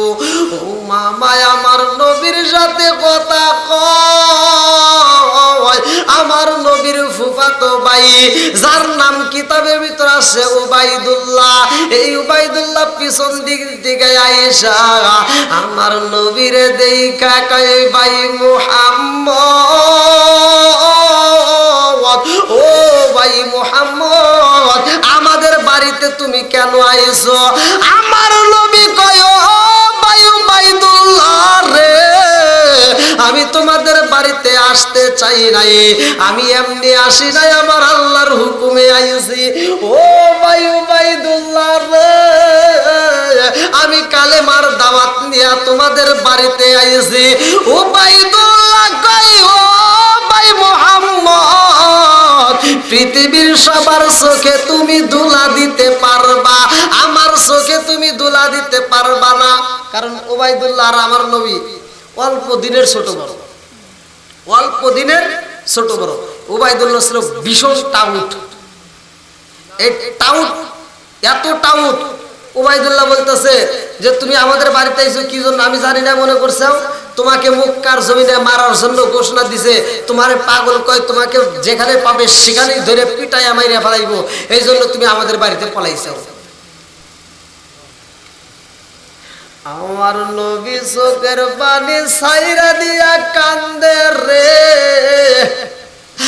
আমার নবী কান্দে আর কয় উবাইদুল্লাহ রে, তুই যা কইছস ঠিকই কইছস রে ভাই, মক্কার মানুষরা আমারে চেনে না রে ভাই, ওরা আমারে মারার জন্য পাগল হয়ে গেছে, আমারে পাগল কয়। ও ভাই উবাইদুল্লাহ পারবি নি এই কালেমাটা পড়তে? উবাইদুল্লাহ কয় তোমার কালেমা বন্ধ করে পালাও। যখন বলছে তোমার কালেমা বন্ধ করে, এটা মানি না, আমার নবী তখন ফুপাইয়া ফুপাইয়া কান্দে। আমার নবী কয় উবাইদুল্লাহ রে, তুই তো আমার আপন জনের ভিতরে একজন, তুই যদি কালেমা পড়তে আমি নবী খুশি হইতাম। আমার নবী উবাইদুল্লাহর সাথে কথা বলে আর চোখের পানি ছাইরা দেয় রে বন্ধু। সিরাতে হিসাবের ভিতর উল্লেখ করা হয়, এই কিতাবের ভিতর উল্লেখ করা হয়, আমার নবীর পুত্র, আমার নবীর ছেলে দূরে থেকে আমার নবীর কান্দন দেখে এইবার আগায় আসতেছে, সামনে আইসা আমার নবীর দিকে তাকায়া কান্দে আর কয় আব্বা জান, ও আব্বা জান, আপনি চোখের পানি পালাইবেন না, আব্বা গো আপনি চোখের পানি পালাইয়া কাঁদবেন না, আপনার চোখের পানি দেখলে আমি সহ্য করতে পারি না। আমার নবীর এই ছেলেটার নাম কোরআনুল কারিমের ভিতর আমার আল্লাহ ঘোষণা কইরা দিছে, এই ছেলেটার নাম ছিল যায়েদ, আমার নবীর পালক পুত্র। এইবার এই যায়েদ কান্দে আর কয় ইয়া রাসূলুল্লাহ, নবী গো, ও বাবা চোখের পানি পালাইলে আমি যায়েদের কলিজাটা বাগ বাগ হয়ে যায়।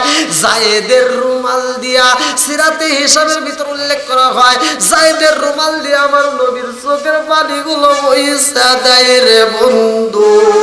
আমার নবী কান্দে আর কয় বাবা যায়েদ, ও যায়েদ, আমার ফুপি বোঝে না, আমার ফুফাতো ভাই উবাইদুল্লাহ বোঝে না, আমার ফুফাতো ভাই উবাইদুল্লাহ বলে কালেমার পাওয়ার আসেনি। এইবার উবাইদুল্লাহ কয় তোমার কালেমার কিনো পাওয়ার আছে? আপনারা বলেন তো কালেমার পাওয়ার আছে? জোরে কোন আছে? আমার নবী কয় হ্যাঁ কালেমার পাওয়ার আছে। উবাইদুল্লাহ কয় তাই দেখি তোমার কালেমার কেমন পাওয়ার, একটু দেখাও। বলে কি দেখতে চাও? তখন বলতেছে যাও ওই যে পাহাড়, ওই পাহাড়ের উপর উঠতে হবে। ওই পাহাড়, সেই পাহাড়ের নাম উল্লেখ করা হয় জাবালে নামল। এই নামল শব্দের অর্থ পিপিলিকার রাজত্ব, অর্থাৎ এই নামল সূরা, নামল নামক একটা সূরাই আছে। তো এই সূরাটার বিষয়ে আমি কথা বলতেছি, ভালো করে শুনুন। ওই পাহাড়ে এক প্রকার নয়, দুই প্রকার নয়, 93 প্রকারের পিপিলিকা আছে। কয় প্রকার? 93 প্রকারের পিপিলিকা আছে। আর ওই পাহাড়ে মানুষ তো দূরের কথা, একটা উট যদি ছাইড়ে দেওয়া হয় ওই উট আর ফিরে আসে না। একটা দুম্বা যদি ছাড়ে দেয় দুম্বা আর ফিরে আসে না। বন্ধুরা রে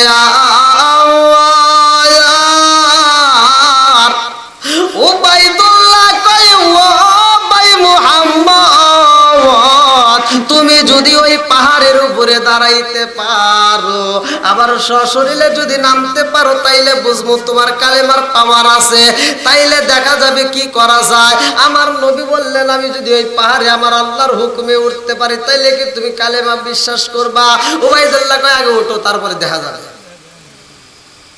মানে উবাইদুল্লাহর বিশ্বাস ওই পাহাড়ে ও জীবনে উঠতেও পারবে না, আর যদি যায় তাহলে আর ফিরে আসতে পারবে না। বন্ধুরা রে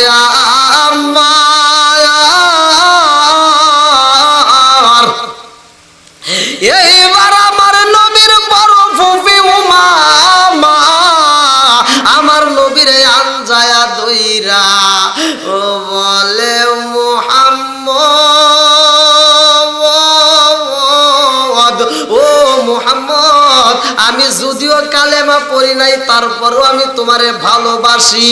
ও বাবা মুহাম্মদ, আমার ছেলে যায়, আমার ছেলে উবাইদুল্লাহ তোমারে মারার জন্য একটা ফান তৈরি করছে। ওই পাহাড়ে আমি তোমারে যাইতে দেব না, কারণ ওই পাহাড়ে একটা উট ছাইড়া দিলে ফিরে আসে না, ওই পাহাড়ে একটা দুম্বা ছাইড়া দিলে ফিরে আসে না, ওই পাহাড়ে যদি কোনো মানুষ যাই ফিরে আসতে পারে না। ও বাবা মুহাম্মদ, ওই পাহাড়ে আমি তোমারে যাইতে দেব না। আমার নবী কয়, ফুফি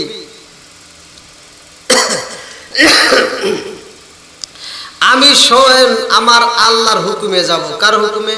আল্লাহ। জোরে কন। আল্লাহর হুকুম। পাহাড় চলে কার হুকুমে? আল্লাহ। সাগর আল্লাহর হুকুমে। ওয়াল জিবালা আওতাদা ওয়া খলাকনাকুম আজওয়াজা।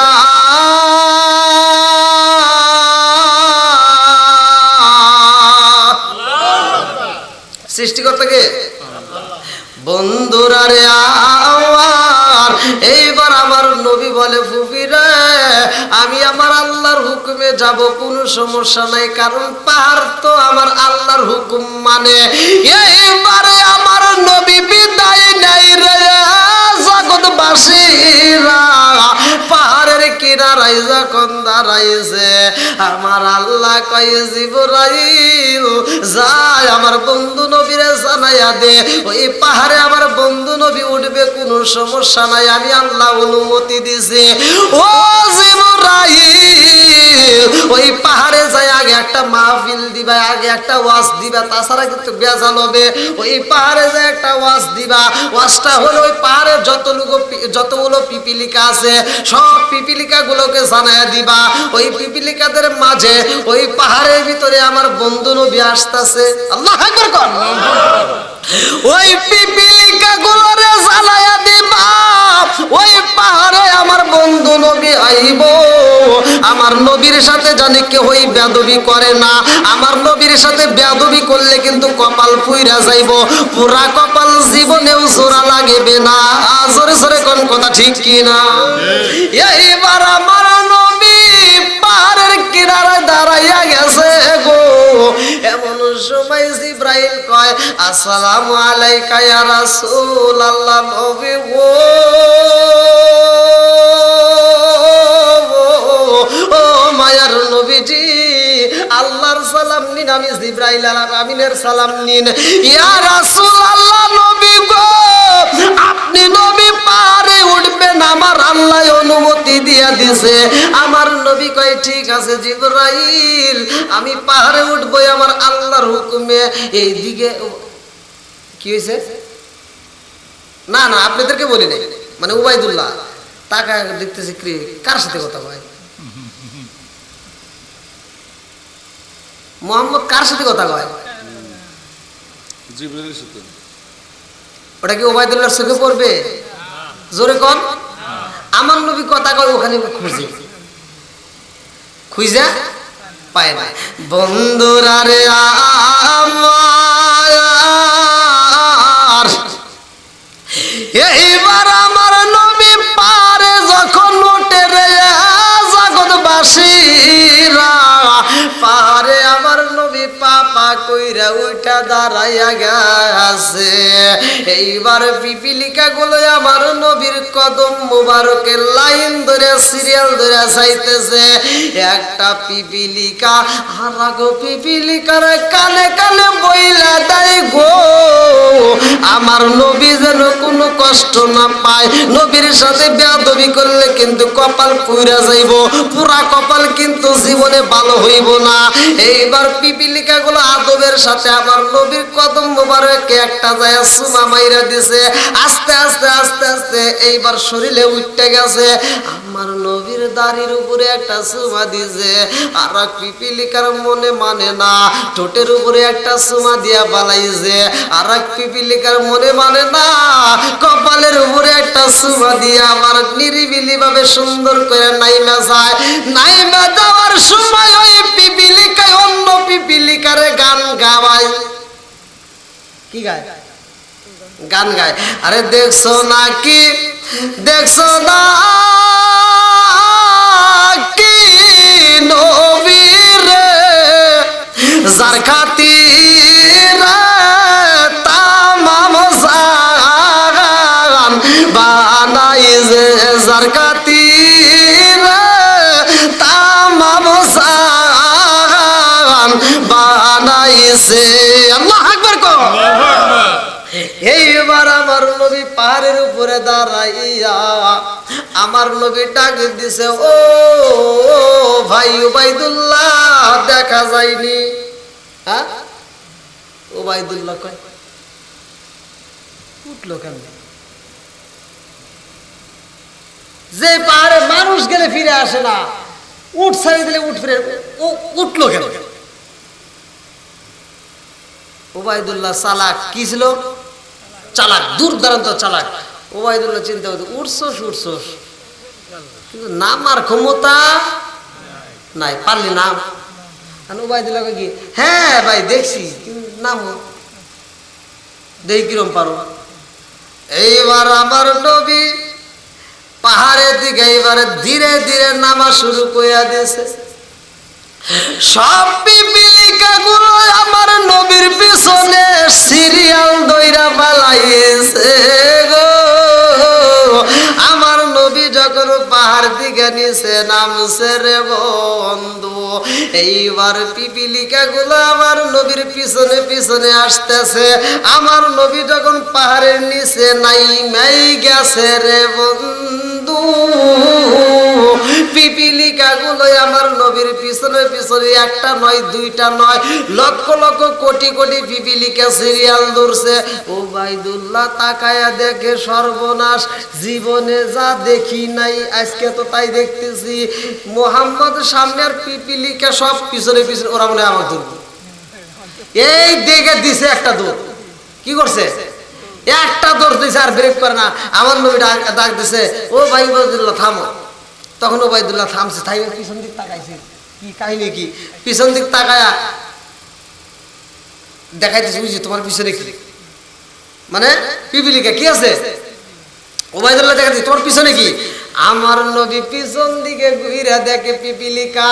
এইবার আমার নবী পিপিলিকার দিকে তাকাইয়া গো আমার নবী বললেন, কম না বল, থাম। যখন বলছে থাম, সব পিপিলিকা জায়গায় হাইড্রোলি ব্রেক করে ফেলাইছে। আল্লাহু আকবার কোন। যখন পিপিলিকা ব্রেক করছে, আমার নবী যখন বলছে কম নামো, যখন বলছে থামতে, তখনই থামছে। উবাইদুল্লাহ দেখে এবার চিন্তা করে, হায় হায় হায়, জীবনে কি দেখলাম? এই মানুষ হয় পিপিলিকার সাথে কথা কয়, মানুষ হয়ে পিপিলিকার সাথে কথা কয়, এ আবার কেমন মানুষ? ওই এখন ভাবিলে কি হবে গো, বার্তা হইয়া গেছে। এখন ভাবিলে কি হবে গো, বার্তা হইয়া গেছে।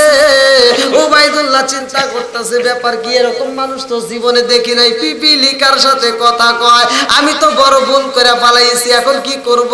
এখন তো ভাবলে আর কাম হইব না। উবাইদুল্লাহ এইবার নবীর সামনে দাঁড়া কয়, ও ভাই মুহাম্মদ, তুমি আমার ভাই না, তুমি আমার ভাই হতে পারো না। কারণ হইল নবীরা পিতার সমতুল্য। ও ভাই, আমি বুঝা পালাইছি, আমি তো অপরাধ কইরা পালাইছি। তাড়াতাড়ি আমার এই হাতে তুমি কালেমা পড়াইয়া দাও, লা ইলাহা ইল্লাল্লাহু মুহাম্মাদুর রাসূলুল্লাহ।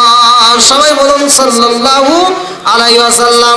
এইবার যখন উবাইদুল্লাহ কালেমা পড়ছে, উবাইদুল্লাহর মা পড়ছে, আমার নবী উবাইদুল্লাহর সাথে নিয়া, যায়েদ রে সাথে নিয়া, আমার নবী উবাইদুল্লাহর মারে সাথে নিয়া, এইবার আমার নবী আবার মক্কার জমিনে আসতেছে। আল্লাহু আকবার কোন। মক্কা থেকেই তো নিয়ে গেছিলাম নাকি? হ্যাঁ, আজকে বুঝতেছেন? আবার কোথায় আসলাম? আবার মক্কায় যখন আমার নবী আইছে গো,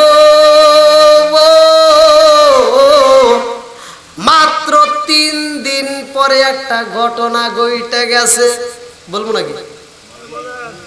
আমার নবী যখন মক্কায় আইছে গোয়ালজারিবাসীরা, মাত্র 3 দিন পরে সূরা ইয়াসিন নাজিল হয়ে গেছে।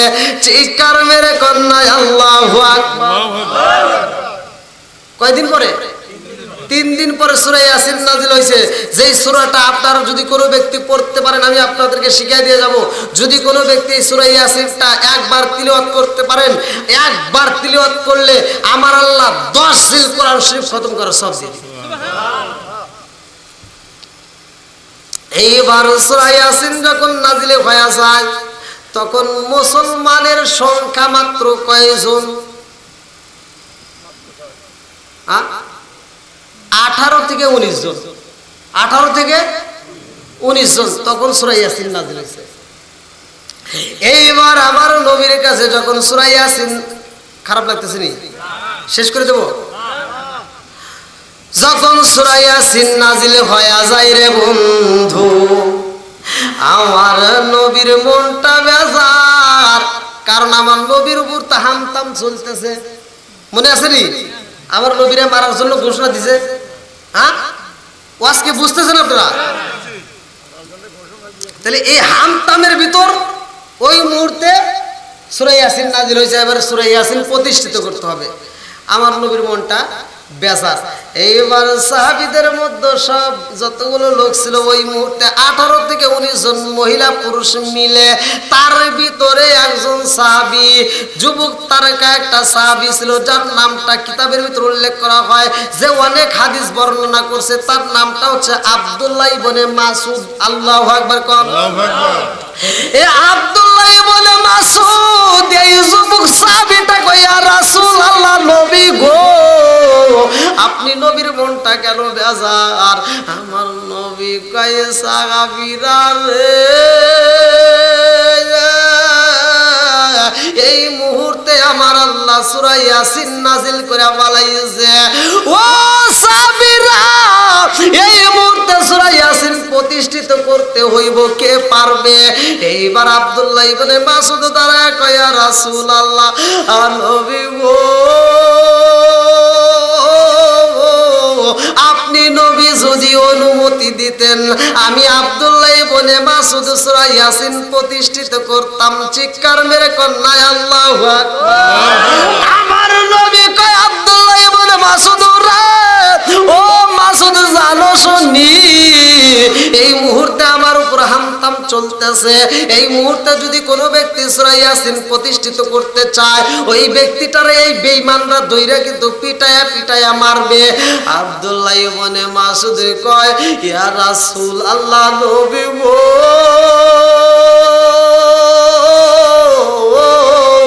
ও মায়ার নবীজি, আমি মরণের ভয় করি না, আমি মরণকে ভয় করি না। ইয়া রাসূলুল্লাহ, নবী গো,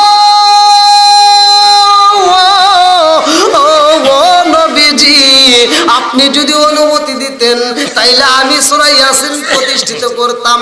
আমার নবী বললেন, আব্দুল্লাহ ইবনে মাসউদ, আমি অনুমতি দিলাম, তুমি যাও। এইবার সূরা ইয়াসিন প্রতিষ্ঠিত করার জন্য আব্দুল্লাহ ইবনে মাসউদ আমার নবীর কাছ থেকে বিদায় নিয়ে রওনা হয়েছে। আল্লাহু আকবার। আর আব্দুল্লাহ ইবনে মাসউদ যাওয়ার সময় এইবার আবু জাহেলের কামরার ভিতরে তাকাইছে, দেখে আবু জাহেলের ঘরের ভিতর কথার আওয়াজ পাওয়া যায়। এইবার জানালা দেও কি মাইরা দেখে, একজন নয়, দুইজন নয়, অনেকগুলো মানুষ, ঘর ভর্তি মানুষ, তারা আলোচনা করতেছে, মিটিং করতেছে। ওই মিটিং এর ভিতর আবু জাহেল কইতেছে, মুহাম্মদরে দইরা মারতে হবে। নাউজুবিল্লাহ বল।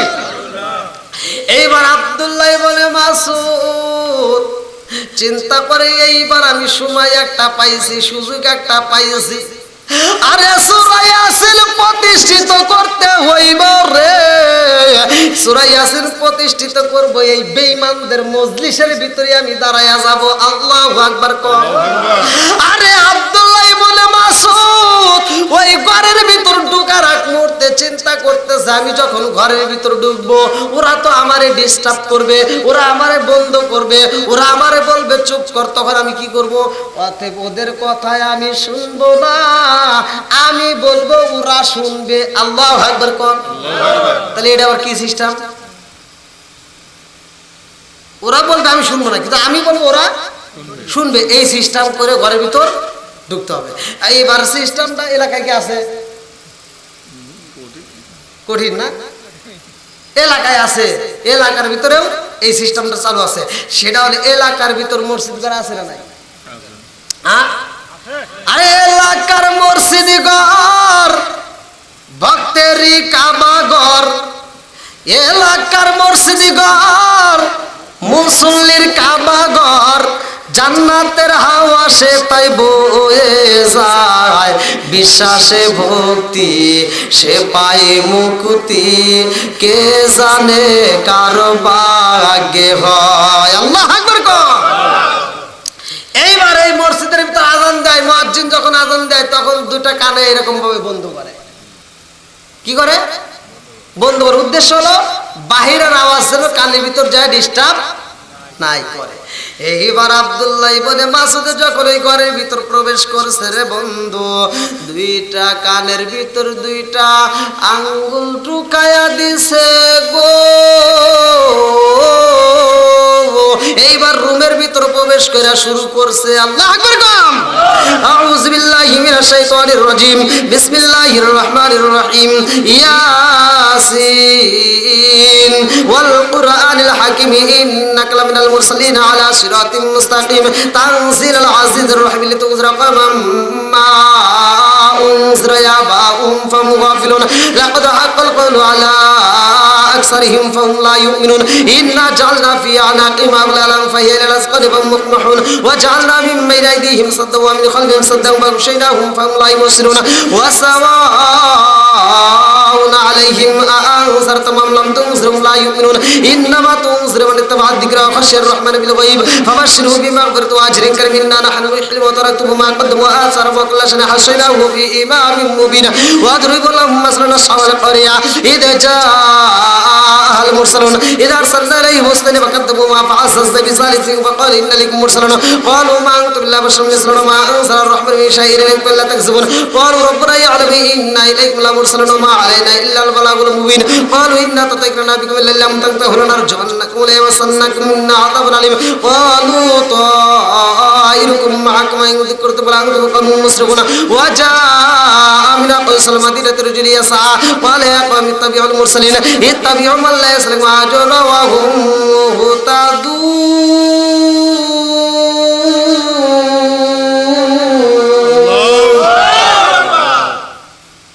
ভালো লাগে না খারাপ লাগে? আব্দুল্লাহ ইবনে মাসউদ পরে গো আবু জাহেল, উতবা, সাহেবা, হুতাইবা, মুগিরা সবাই মনোযোগ সহকারে শুনতেছে। আল্লাহু আকবার কোন। এইবার আবু জাহেলের ডান হাতের একজন বলে ও নেতা গো, উতবা কয় ও নেতা, আপনি যদি এই মুহাম্মদের ছেলেপেলার এই সূরা ইয়াসিন যদি এরকম ভাবে শুনেন আর এইটা যদি জনগণ জানতে পারে তাহলে যে একজনও বাদ থাকবে না, সব মুসলমান হয়ে যাবে। ও নেতা আপনি কি করেন? কি হয়েছে? ভালোই তো লাগে। সুবহানাল্লাহ কোন। কাফের বেঈমান ওদের কাছে কোরআন ভালো লাগে। সুবহানাল্লাহ কোন না? কারণ ওরা কোরআনের ভাষা বুঝতো, ওরা কোরআনের কি ভাষা বুঝতো, ভালোই তো লাগে।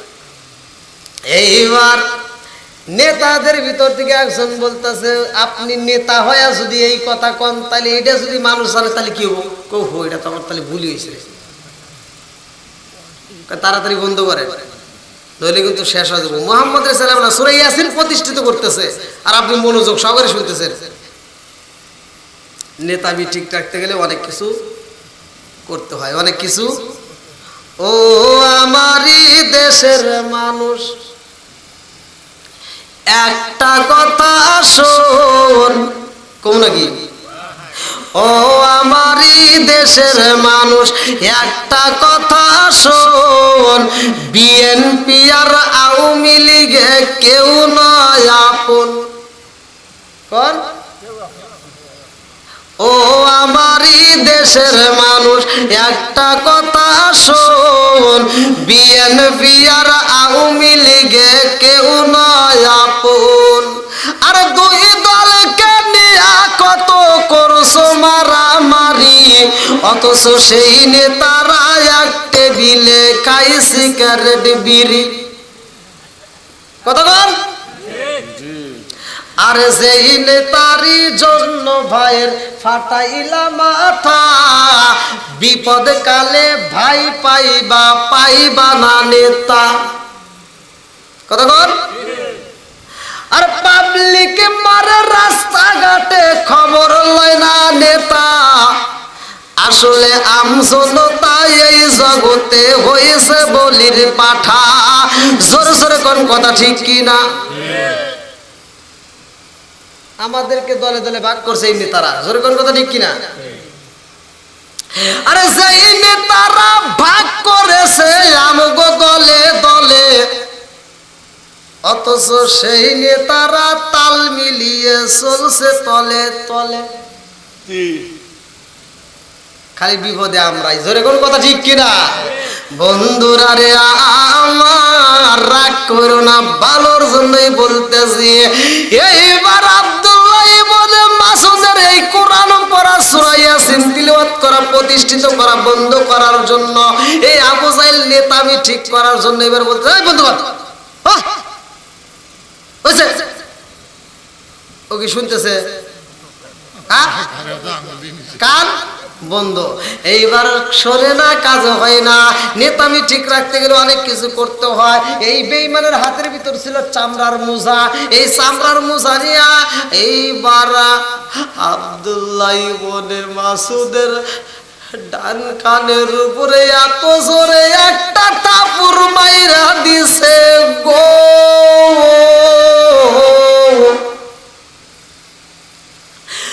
আব্দুল্লাহ ইবনে মাসউদের কানের তলা মাইটা জমিনের ভিতরে পইরা গেছে। এইবার আবার যখন হুঁশ ফিরে পাইছে গো, আমার দাঁড়ায়া গেছে। আল্লাহু আকবার কর। রক্ত মাখা শরীর নিয়ে আবার শুরু করছে, বিসমিল্লাহির রহমানির রহিম। ওয়ামা আলিয়ালা আবুদুল্লাযী ফাতারানি ওয়া ইলাইহি তুরজাউন আতাখাযু মিন দুনিহি আলিয়াতান ইরুদিনুর রহমান বিতরলিতে করি আন্নি শাফাআতুহু শাইআ ওয়া লা ইউযুন ইন্নী দাল্লা ফি দালালিন মুবিনিন আমানতু বিরাব্বিকুম ফাসমাউনি কিলা দুখুলিল জান্নাহ ক্বালা লা তাকুমি ইয়ালামুন বিমা গফারা রাব্বি ওয়া জাআলানি মিনাল মুকরামিন ওয়া আনসালনা আলা কওমি মিন বা'দি মিন জুদি মিনাস সামাই ওয়া মা কুন্না মুরসিলিন ইন কানাত ইল্লা শাহাদু ওয়াহিদান ফাইদাহু খালিদুন ইয়া হাসরাতান আলাল ইবাদ মা ইয়াতিহিম মির রাসূলিন ইল্লা কানু ইয়াস্তাহজিনুনা রাব্বাকা হালাকনা ক্বাবলাহুম মিনাল কুরুনি আন্নাহুম ইলাইহি লা ইয়ারজিউন।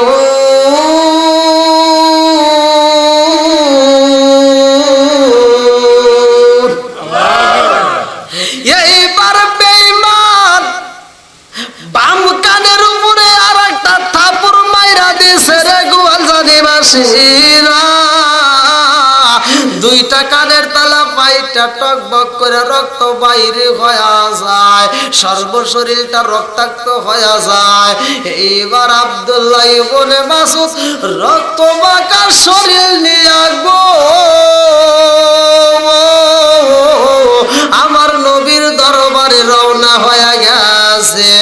আমার নবী সাহাবীদেরকে নিয়ে রুমের ভিতরে বসে একটা মিটিং দিছে। আমার নবী কান্দে আর কয়, সাহাবীরা রে, আমার যুবক সাহাবীরে আমি পাঠাইছি, না জানি আমার ওই সাহাবীটার ওরা কত কষ্ট দিতেছে। আমার ওই সাহাবীটা সূরা ইয়াসিন প্রতিষ্ঠিত করতে গেছে। এইবারে কিছুক্ষণের ভিতরে আব্দুল্লাহ ইবনে মাসউদ চোখে পানি নিয়ে, আরে বন্ধু, আমার নবীর দরবারে দাঁড়ায়া কান্দে আর কয়, পারলাম না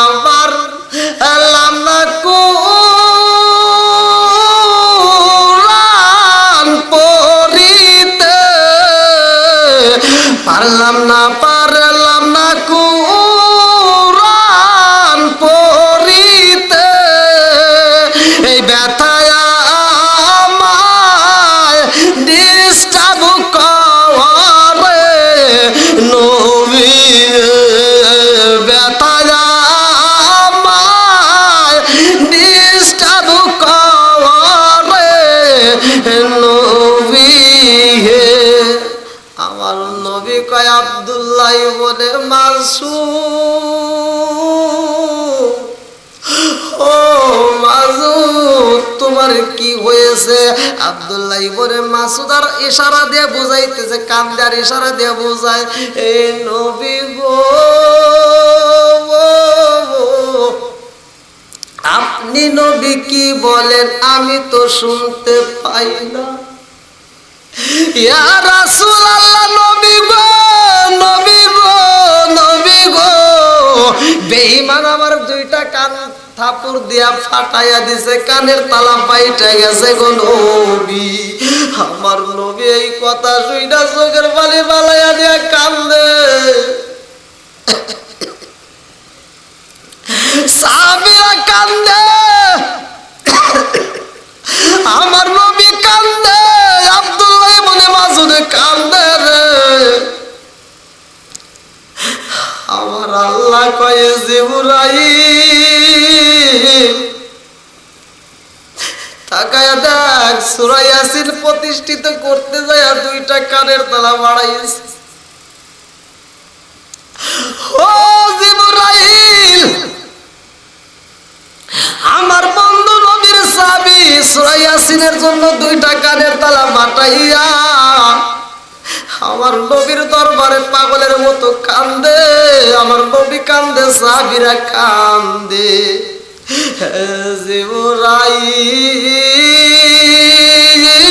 জিবরাইল ওই মজলিসের ভিতর যায় তুমি জিবরাইল শুধু হাসবা, আমার নবী কান্দবে, সাহাবীরা কান্দবে, তুমি শুধু হাসবা।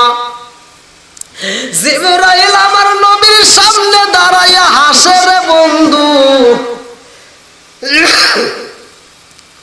আমাদের দুইটা ভাইয়ের ভিতর যদি দ্বন্দ্ব লাগে, আমরা ঝগড়া করতেছি এই দুই ভাইয়ের ভিতর, আর একজন যদি মাঝখান থেকে আইসে যদি হাসে তখন কি ভালো লাগবে? জোরে কম। তখন এই ভাই কব যে হুজুর ভাই আমরা পরে মারামারি করবো, আগে এক্সারসাইজ করি, তাই তো? আমার নবী কয় জিবরাইল ও জিবরাইল আমি নবী কান্দি গো, আমার সাহাবীরা কান্দে। সূরা ইয়াসিনের জন্য দুইটা কানের তলা বাড়াইছে, রক্ত মাখা শরীর নিয়ে কান্দে। আমি নবী কান্দি, তুমি কেন হাসো, কারণটা কি? জিবরাইল কয় ইয়া রাসূলুল্লাহ নবী গো আমারও এইখানে কান্দার কথা, কিন্তু আমি কান্দে পারি না, একটা মাত্র কারণ, সেটা আমার আল্লাহর হুকুম। আমার আল্লাহ বলছে আপনারা সবাই কাঁদবেন, আর আমারে বলছে হাসার জন্য। বলে কারণটা কি? আমার আল্লাহ কি আমারে দুঃখ দিয়া মজা পায়? আল্লাহ কি আমারে দুঃখ দিয়া মজা পাইনি? কয় তা তো আমি জানি না। কয় তাহলে একটু শুনে আসো। জিবরাইল কয় আল্লাহ গো তোমার বন্ধু নবী জানতে চাইছে আমি কেন হাসলাম। আমার আল্লাহ কয় এই ঘটনাটাই আমি বলবো 1 বছর পরে। কয় বছর? জোরে কর। 1 বছর পরে। এইবারে জিবরাইল কয় ইয়া রাসূলুল্লাহ নবী গো এর কারণ হইল আমাকে আল্লাহ বইলা দিয়েছে আমি কেন হাসলাম। এই ঘটনাটাই আমার আল্লাহ 1 বছর পরে বলছে। কারণটা কি? এইবার আমার নবী কয় 1 বছর পরে বলবা। এর কারণ আছে না নাই? 1 বছর পরে বলবে। আমার আল্লাহ বলছে 1 বছর পরে বলবো। সবাই কান্দে। সূরা ইয়াসিন প্রতিষ্ঠিত করতে যায় মার খাইছে, সবাই কান্দে। এই দুঃখের সময় জিবরাইল আইসা হাসে। এর কারণ আছে না নাই? জোরে কোন। এর কারণ হলো বদরের যুদ্ধে এই বেঈমান, বদরের যুদ্ধে এই বেঈমানকে 2টা বাচ্চা, শিশু বাচ্চা যায়া, যাদের বয়স 10 বছরও হয় নাই, এই সমস্ত বাচ্চারা যায়া ওই আবু জাহেলকে এই উটের পৃষ্ঠের দিকে আঘাত করে নিচে ফেলায় দিছে। আর ওই নিচে যখন পড়ছে তারপরে ওই ময়দানের ভিতরে সর্বপ্রথম আব্দুল্লাহ ইবনে মাসুদ যায়া লাশগুলো উল্টাইতে উল্টাইতে দেখে যে রঙিন একটা কাপড়ে পেঁচানো যেই লাশটা যেই দেহটা আছে ওইটা লোক এই আবু জাহেলের দেহ, মরে নাই তখন তাসা। এই আবু জাহেলকে দেখা আব্দুল্লাহ ইবনে মাসুদ কমসে কম 10 থেকে 20 হাত দূর থেকে লাফ দিয়ে যায়, ওর বুকের উপর টাস করে বইছে। সুবহানাল্লাহ কোন লাগে বইসা ছুরিটা এরকম তরবারিটা বাই করে কই মনে আছে নি পিছনের কথা? আমারে তুই মারছিলি, আমারে তুই মারছিলি, আমার পাটা ভাঙ্গে দিছিলি, আবার সূরা ইয়াসিনের জন্য আমার 2টা কানের তলা ফাটাইছিলি। আজ তোরে আমি বাঁচতে দেব না, আজ তোরে আমি এমন ভাবে মারবো তো কুত্তার সাথে খারাপ করবো। খুসায়া খুসায়া যখন মারে ওর কাল্লা নেওয়ার জন্য বলে যে আমি তোর কাল্লা নিয়ে আমি মুসলমানদের ক্লাবে জমা দেবো, আমার নবীর দরবারে জমা দেবো, আমার নবীর কাছে তোর কাল্লা নিয়ে যাব। এইবার ওই বেঈমান কইতাছে এই আমি আবু জাহেলের কাল্লা তুই যে নিবি ছোট করে কাটিস না, একটু বড় করে কাটিস। কারণ কয় তার আমার কাল্লাটা একটু বড় করে এই জন্য কাটবি মুসলমানরা যেন দেখতে পারে যে আমি আবু জাহেল বড়ই আছি। কি শয়তানের শয়তান, কি শয়তানের শয়তান। এইবার ওর কাল্লাটা কাইটা গো আব্দুল্লাহ ইবনে মাসুদ কয় তোর কথায় আমি রাখলাম, তোর কথায় আমি রাখলাম। এইবার আব্দুল্লাহ ইবনে মাসুদ কাল্লাটা বড় কইরা কাইটা রে বন্ধু চুলের মুঠি দইরা এই বেঈমানের কাল্লা এরকম ভাবে ঘুরাইতে ঘুরাইতে নিয়ে যাইতেছে। আল্লাহু আকবার কোন কার দরবারে? জোরে কোন? রাসূলের দরবার। আল্লাহর নবী নূরের নবী গো আপনার চরণেতে হাজির হয়েছি। আল্লাহর নবী নূরের নবী গো আপনার চরণেতে স্বীকার করেছি আমার মতো অপরাধী মিজানের পাল্লায় উঠাই যদি আমি ক্ষমা পাওয়ার আশা না রাখি, আমার মতো অপরাধী মিজানের পাল্লায় উঠাই যদি আমি ক্ষমা পাওয়ার আশা না রাখি। আরে আপনার মুহানে জলাশে যাবিনি পাবো আসে আপনার চরণেতে স্বীকার করেছি। আল্লাহর নবী নূরের নবী গো আপনার চরণেতে স্বীকার করেছি। চিৎকার মেরে কন্যায় আল্লাহু আকবার। আরে আব্দুল্লাহ ইবনে মাসুদ এ আবু জাহেলের চুলের মুঠি দইরা যখন নিতে চাই গো রাস্তার ভিতরে চুলটার দইরা রাখতে পারে না, কারণ রক্ত লাগার কারণে পিছল হয়ে গেছে। এইবার চুলের মুঠি দইরা নেওয়া যায় না, এইবার দাড়ি ধরছে। কি ধরছে? দাড়ি ধরে নিতেছে, কিন্তু দাড়ি ধরে তাও পিছলে খায় পইরা যায়। এইবার আব্দুল্লাহ ইবনে মাসুদ চিন্তা করে কাল্লা তো নেওয়াই লাগবে নাকি, তাহলে কিভাবে নিমু? চুল ধরে নেওয়া যায় না, দাড়ি ধরে নেওয়া যায় না। আব্দুল্লাহ ইবনে মাসুদের মাথায় আমার আল্লাহ অটোমেটিক একটা বুদ্ধি দিয়ে দিছে, কারণ প্রতিশোধ নিতে হবে। কি নিতে হবে? প্রতিশোধ নিতে হবে। এইবার কি করলো আব্দুল্লাহ ইবনে মাসুদের যে তরবারিটি ছিল এই তরবারিটা বাইর কইরা এইবার বেঈমানের কানের গোড়ার ভিতর দিয়া এইবার সুন্দর করে ছিদ্র করছে। কি করছে? ছিদ্র করছে কানের ভিতর দিয়া কাইটা 4টা আঙ্গুল ডুববে। কান ছিল বড়, আবু জাহেলের কান কি বড় ছিল। এইবার কানের ভিতর 4টা আঙ্গুল ঢুকবে এরকম ভাবে কাইটা আঙ্গুলটা এরকম 4টা নখ ঢুকায় এরকম ভাবে ধরে নিয়ে রওনা দিছে। আল্লাহু আকবার কোন? আরে আব্দুল্লাহ ইবনে মাসুদ বলে আমি যখন এই কানটা দইরা নিয়ে রওনা হইছি গো আমার নবীর দরবারে যাইতেছি, উপর থেকে আসমান থেকে একটা গায়েবী আওয়াজ আসলো। কি আসলো?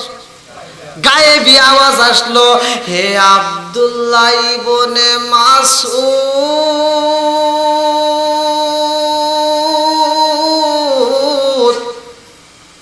প্রতিশোধ কানের বদলে কান।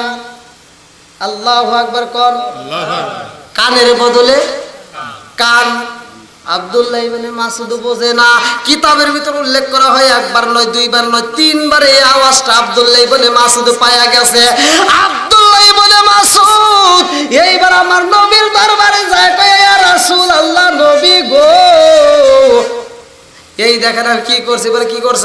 বলে আবু জাহেলের কাল্লা নিয়ে আইছি। আমার নবী কয় আবু জাহেলের কাল্লা নিয়ে আইছে, এত সুন্দর করে সিস্টেম করছে, ব্যাগের মতো করে ধরে নিয়ে আইছাও।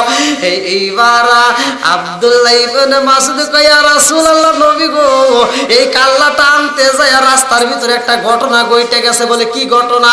বলে রাস্তার ভিতরে আর কান ধরে যখন আমি নিয়ে আসলাম, উপর থেকে একটা আওয়াজ পাইলাম, কে যেন আমারে কয় কানের বদলে কান। একবার নয়, দুইবার নয়, তিনবার। আমার নবী কয় আব্দুল্লাহ ইবনে মাসউদ রে, ও মাসউদ, তুমি কি জানো না, তোমার কি মনে নাই, আমি হাতিমের পাশে গো,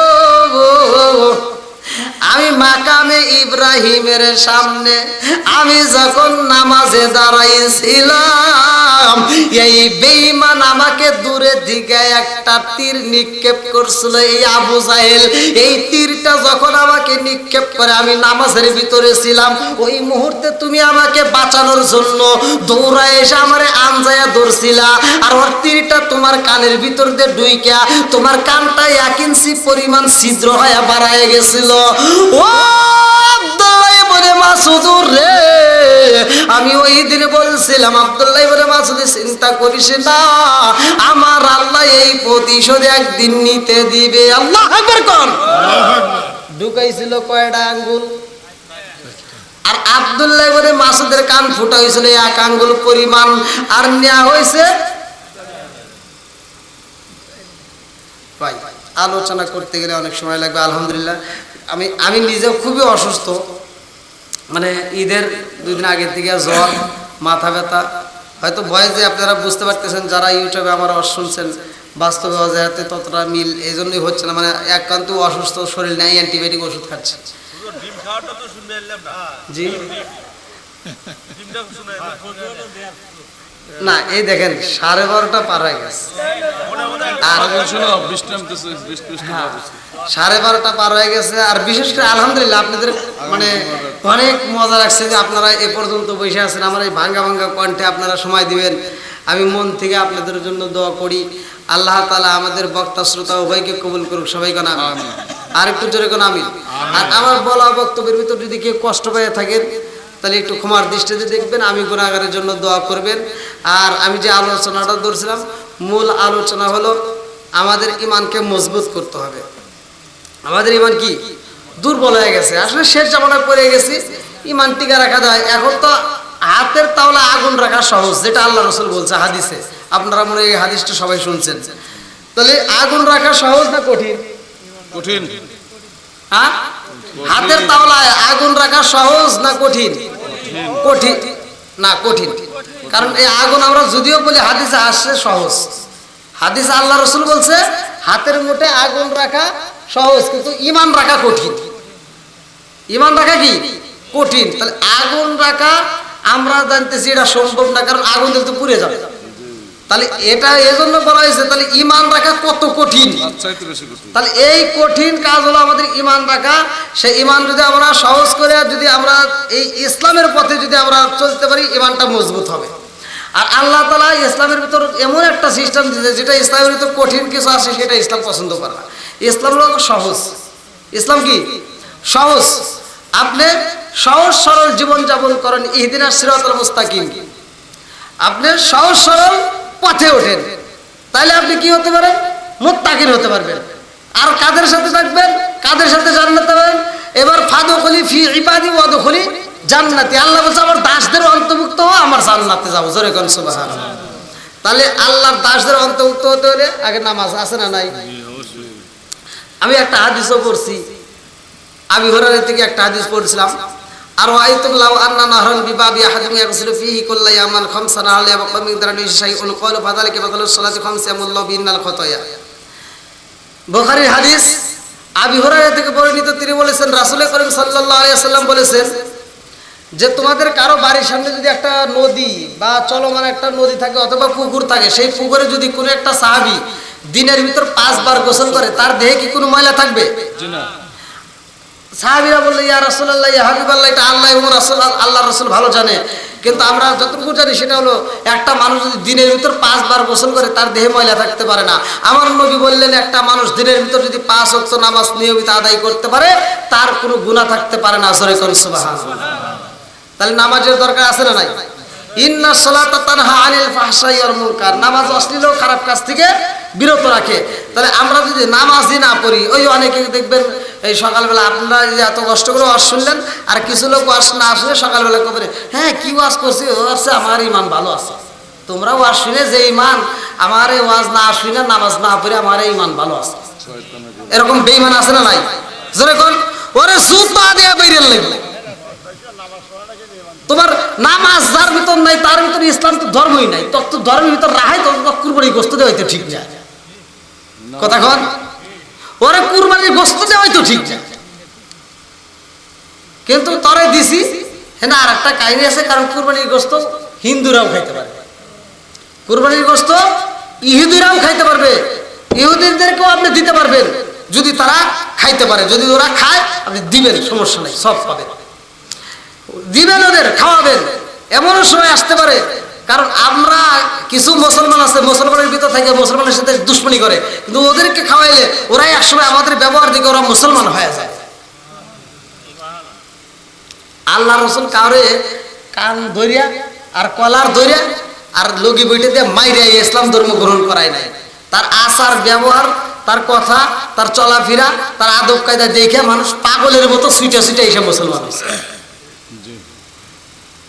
আর আমাদের যে ব্যবহার, এক হুজুর উঠে আর এক হুজুরের বিরুদ্ধে কই, আর এক হুজুর উঠে আর এক হুজুরের মানে কই ও কিছুই জানে না, আর এক হুজুর কই ও কিছুই বোঝে না, আর এক হুজুর কই ওর কিছুই হয় না। এই যে একটা দ্বন্দ্ব কইরা কি যে একটা ফাটল সৃষ্টি করছি, আলেম ওলামা যতক্ষণ পর্যন্ত মিল না হইবে ততক্ষণ পর্যন্ত এই আম মানুষকে বোঝানোর সাহস হবে না। আর সব 3,75,000 থেকে 76,000 মসজিদ আছে বাংলাদেশে।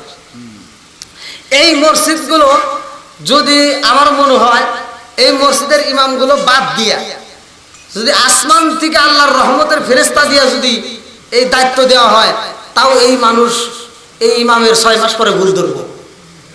কথা বল, হ্যাঁ জি জি, অবশ্যই ভুল ধরবো। শয়তানের গোড়া সব। তো এই জন্য মানুষের মন জয় করা অত সহজ না। একদিনে ওয়াজ করে সবাইকে বোঝাবো আর সব বুঝে যাবো আমার ভক্ত হবে এমন তো না।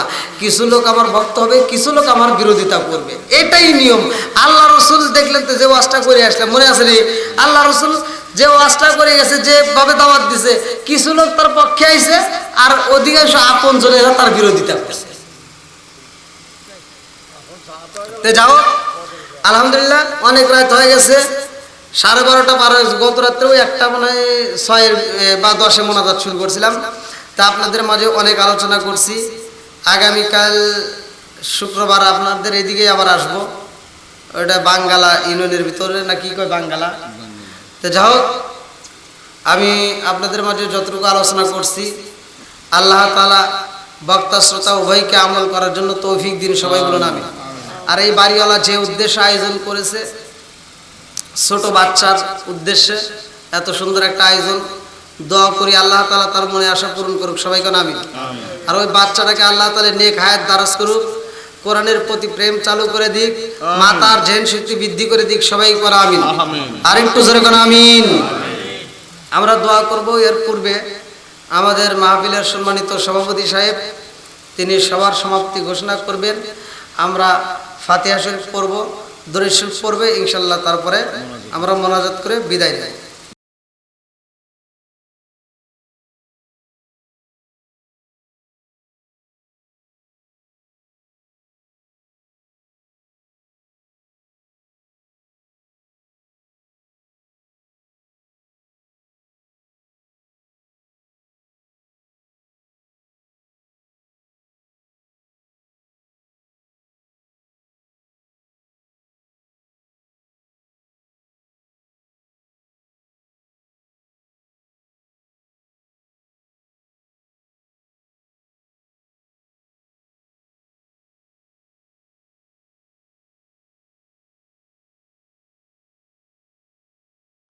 মাওলানা